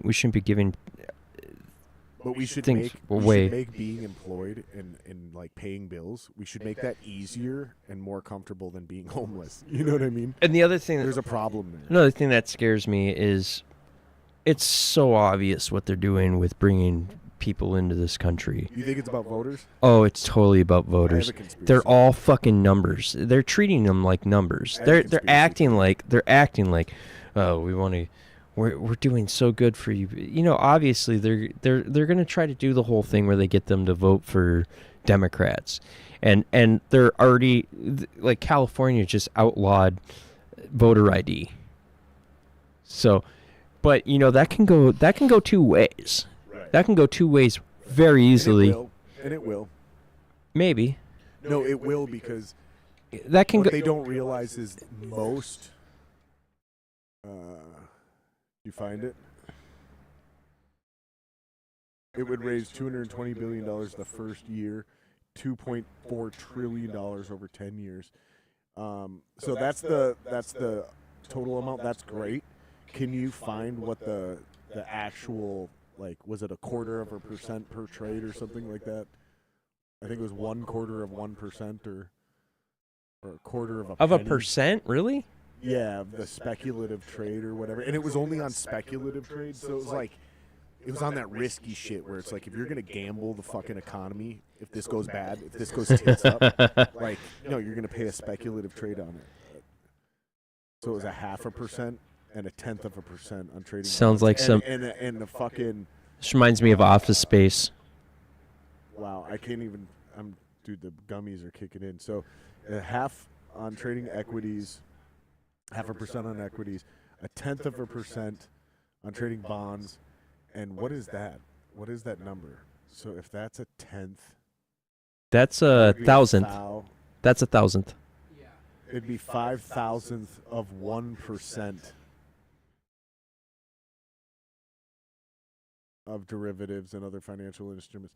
So yeah, it seems super reasonable when because that's the thing is he actually wrote that shit down, did the math, broke it down for you, showed you how it would pay for itself. It's like, yeah, that sounds. But again, my problem is the same thing with just people are like the schools are underfunded. No, the fuck they're not. The problem is we keep raising taxes, we keep giving teachers more money, and then we keep funding the schools, but none of it makes it to the classroom. The admin got Well, you can say that, but they really don't make that much money. No. I'm not saying teachers are overpaid. What I'm saying teachers is are definitely not overpaid, The especially teachers- for what they have to deal with. that's not what I'm saying. What I'm saying is the teachers strike. That's how they get paid more, right? So we pay them more when they strike. They get paid more because they always eventually do. 'Cause I remember in the 90s, But in no, the here's what in my the real early point is. 90s, their paychecks all like I think it was nationwide. They basically got like a 50% pay deduction. But here's what I'm getting at is when we fund the schools, when we give them more money, the fucking the districts, the superintendent, the admin, they gobble it up. Like you look at, it's the same thing. They vote themselves into raises. It's the same thing like with the city council. Like the people in control of the budget are the people in control of the budget. You know what I mean? So they just vote them. So the money never makes it to the classroom. And the only reason the teachers get paid more is because they strike for it. That's all I'm saying. So like there is no more. That's why there's not enough teachers. That's why there's not fucking enough supplies. That's why everything in schools are broken. That's why there's schools in the South that don't have AC. Like how's a kid supposed to learn when it's fucking 95? I remember how bad it would get in Minnesota. Yeah. You know what I mean? And it was only like 84 outside, but it's like 92 in this classroom because the AC can't keep up. Now imagine if it's actually 94 outside. What is that like in that classroom? How the fuck is a kid supposed to learn? You know what I mean? So and what I'm getting at is the problem is not sending money to the schools. The problem is the corruption in the chain of command and that money actually getting to where it needs to be, which is cool when you want to talk about raising more money in speculative trading. It can bring out $2.4 trillion over 10 years, but where's that money going? And how do we guarantee it gets where it needs to go to fix these actual problems? Because every time we throw more money at a problem, it almost always ends up getting worse. Hire That's a Elon paycheck. Musk. Yeah, that would be the answer, right? You need somebody who wants to do that, who can't be bought. So it needs to be a billionaire. That's what we need to focus on is hiring people that cannot be bought. Like you can't buy Trump. I'm sure you can't buy Elon Musk. You definitely can't buy Elon Musk. He doesn't give a fuck. He's going off saying shit all the time, and he's like, I don't give a fuck. You're going to try to bribe me with money? Fuck you. And he's like, you just told your sponsors to, or your, what do you call them? The advertisers to fuck off. And he's like, was that not clear? Yeah. Fuck Go off. fuck yourself. Yeah, go fuck yourself. I was like, wow. I like that guy. I wish he was American so he could run for president. But it's like what did Tim Walz teach in school? What was he? Was he social studies? Yeah. So he's a teacher, and he just said, I'm a knucklehead. My grammar isn't right all the time. Sometimes I misspeak. When he is trying to explain why he lied about everything he lied about. He straight up lied. He lied about pretty much everything. Yeah. Housing You never trust a guy named Tim. He said we built new homes in Minneapolis and rent prices went down. First of all, he didn't build any fucking thing in Minneapolis. They built hotels for the Super Bowl, and then when the Super Bowl was gone, they turned them into apartments and condos. Those are not homes. Those are not houses, which is how he tried to phrase it. And then on top of it, he said rent went down 4% or something, which also did not happen. They instituted rent control, though. So now you can only, in the city of Minneapolis, you can only raise rent 3% per year. Like, geography teacher. Yep. And he wasn't really like the way they phrase it is he was a football coach. He wasn't the coach. He was an assistant. That's all semantics. It matters. It matters because, like, especially if you're doing it And in everybody a school setting, and it, everybody like, and everybody that he was in his he could have been setting cones up on the field. Like, he might not have even been in a real leadership position. And I don't give a fuck if it says he's defensive coordinator because I'm pretty sure that wasn't true either. Did you see the picture of his family? The family picture they took where they're all wearing Waltz for Trump? Oh, I did see that. That's what it would be like when I run for politics. My whole family's going to be like rooting for my opponent. So, maybe half my family will root for me. What is Kobb up to, man? You guys Cobb? got a show Yes, coming up, we right? do. Actually, this is going to be awesome. So we got a theater show. I don't know how much you know about St. Michael, but we have this movie theater. One of the theaters is a legit. The city of St. Michael up by fucking past St. Cloud? No, before St. Cloud. Oh, it's before St. Cloud. It's after Maple Grove. It's up by St. Cloud. It's you On the go way to you go St. Cloud. you go Maple Grove, and then there's Dayton, and then Rogers, and then there's us. Gotcha. So we have this movie theater. One of the theaters is a legit tiny stadium. It's a music room. Yeah, they got a great stage in there. Like a little amphitheater almost? Yeah, it's set up like a movie theater where everybody would go in and watch a movie theater. Sometimes you ever been in a movie Almost theater like an old playhouse. and you're just imagining, like, if that screen wasn't there, I'd build a stage and this would be a really that's what it is. Like an old playhouse. Yeah, it's really cool. So Is there seats or is Yep. is it okay. yep. So there's seats there, and so I got my son. He's been making music for going on 3 years now. He started out calling himself hip hop or whatever kids listen to with all that auto tune stuff. Sure. He started out making a lot of that stuff, but the kid can really sing, and he's getting away from the auto tune. He's starting to call himself indie. He's making more of his music's becoming more music inclined. His music's starting to include guitars and stuff, and it's really cool. So his little thing is opening up for us at that show, and then Lindy Gabriel's nephew's opening for us as well. Really? Yeah, Saya. So my son, he goes by Durson. He's gonna be the first act because I want to watch him. And then Saya's gonna play while I'm getting ready. I'm gonna catch some of his set. He's got a whole dubstep, hip hop type thing going on. Interesting. Huh? Interesting. Yeah. The It's- next generation is starting to do Yeah. So Makes this me is feel old. this is a thing that a lot of people. The very first thing I got criticized about when I first created Kobb was, oh, great, another, and I'm not going to say who it was because I don't want to give him any credit, but the first thing he said was, oh, great, another tribute band in Minnesota. Minnesota, the land of 10,000 tribute bands. I That got wasn't me, was it? no. That sounds like But something I would ran say. into this dude at a bar, and he came up to me, and he was like, "Hey, Uzi, how's it going?" And I had the wrong amount of alcohol in me. I'm like, "I don't like you too much."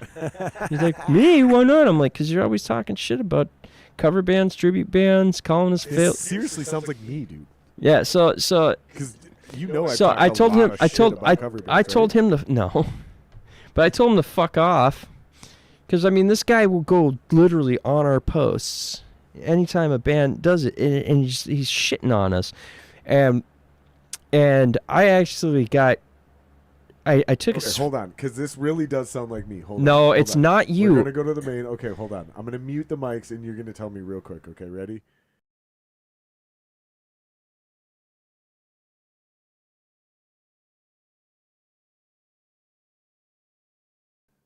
All right, we're back. Okay, yeah, I don't know who you're talking about. Anyway, so I really did think it was me, though. it wasn't just him. There was another guy that Okay, that one's criticized me for starting a tribute band to Korn. He's like, does Korn does Korn Do they even have enough big music? hits Yeah, to they definitely do. They do, but I mean, just because you're the music you listen to doesn't get you into Korn, doesn't mean there aren't Korn fans. And you know, when we do play, we have like a different crowd of people that are coming to see us. So Sure. I don't know hardly any of these people that come to see us half the time. Dude, and I think I told you this before. My only thing with, well, I talk a lot of shit about cover bands. I always have, and so now I just have to keep riding the wave because I did it for so long. Oh wait, before you Go go, ahead.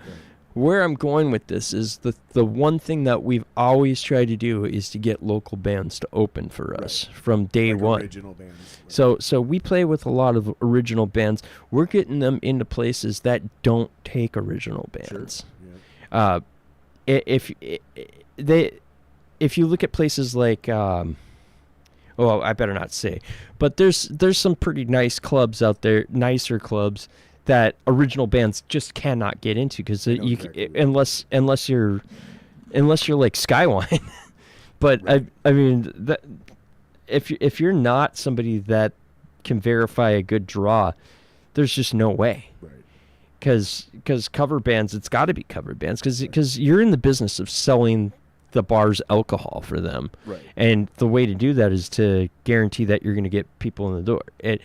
But we're giving a chance to local bands. Now, I'm too old to be in a local cool. band. Nobody's going to give a fuck about what I have to say, especially because of current events and my views. No, it's just funny because I used to say cover bands are where good musicians go to die. I used to say that one a lot. I used to give my think that way. buddies- I give all my buddies shit when they join cover bands. I give myself shit because technically I joined a cover band. We haven't done anything yet. I don't know if it'll ever actually materialize. But yeah, and same thing with tribute bands. And I was talking with Jason about this. I'll be honest with you. I've made $0 being in this tribute band. See, but I'm that's at the a thing is, like, I'm at a deficit We with this gotta band. start getting paid. That's my big thing. Is we gotta start getting the money flowing. Dude, back we're still to making the us. same money that we were making. Tribute bands are still making the same amount of money that they were 15 years ago. It's I mean, it should stupid. just be based on your draw. If you draw, you should get paid. Oh, it's stupid. And the bars are fucking corrupt. Some of them. I'm not going to say which ones, but I can see it when you're charging cash only at the door, paying the band off in check, and then making them fill out a fucking 1080 at the end of the year or whatever you call it, the tax form. You're making them pay the taxes. 1099. The 1099, yeah, the 1099. So basically, if you look at it this way, the bar's getting credit for saying, okay, so we had this expense we had to pay for the band, Yep. and But if the band and the band is going to have to pay the taxes on that, right, but they're not counting in the income from the cash that they charged at the door because they got it in cash. right, but if the band does their job properly, and I'm not an accountant, you guys got to get your own accountants. I'm not giving tax advice. This is not tax advice. But if the band does their job right, and they form an LLC, most bands will not pay a dime in taxes because you should have so many fucking write-offs. You can do that without an LLC. I've done Right, that. but it gets dangerous because you have to do it under one of the band members' social security numbers, and if that person is not perfect in how they do everything, they can get fucked. The band can get fucked. So, I used to make a killing off of the driving, the gas tax. Mhm. Oh my god, that was such a major write-off. Yeah, I mean, it's The practices you get it for We need to get- practicing. you know what we I gotta could get do? it for going to see another show. I would write down the mileage because you know what we got to do? We got to find a really cool lawyer and a really cool accountant who's willing to donate their time and literally do a seminar with local bands. This is how you do literally what we need it. This is how a you do better. it. This is how you fucking protect yourself. This is how you Well, you can say that all you want, but at the end of the day, you have to bring in a good income for the bar, otherwise the bar can't hire you. The thing is, the bar's profit margins aren't that big either. Bars are struggling, and they've been struggling for years. But here's the ever thing. since they It's ever since they cyclical. put It's in the cyclical, though. They're struggling because because nobody's bringing people. Nobody's bringing people because nobody. We've talked about You this can't so draw much. people like you used to, and it's getting worse. I swear, every 5 years, you're watching the attendance go down and down. Some people can.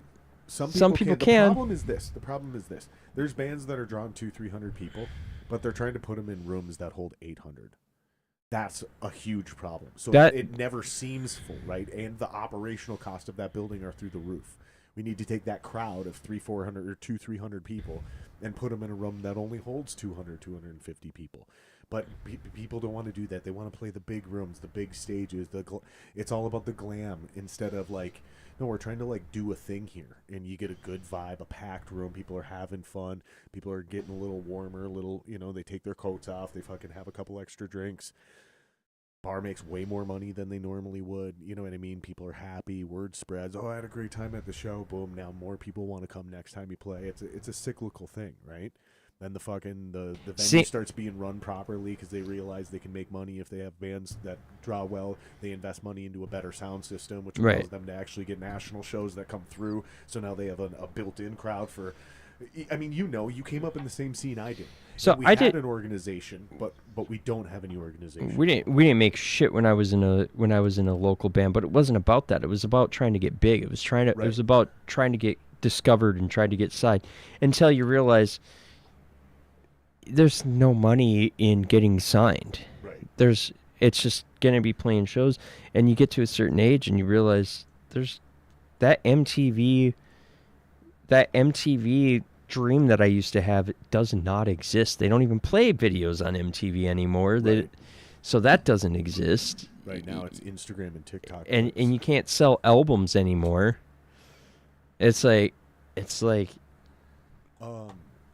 when is this thing in that's St. gonna Michael? it's gonna be Saturday, October 26th in October St. Michael. 26th. Gotcha. And then you're doing the A-Pod thing on the 9th. I grew up in a middle class family.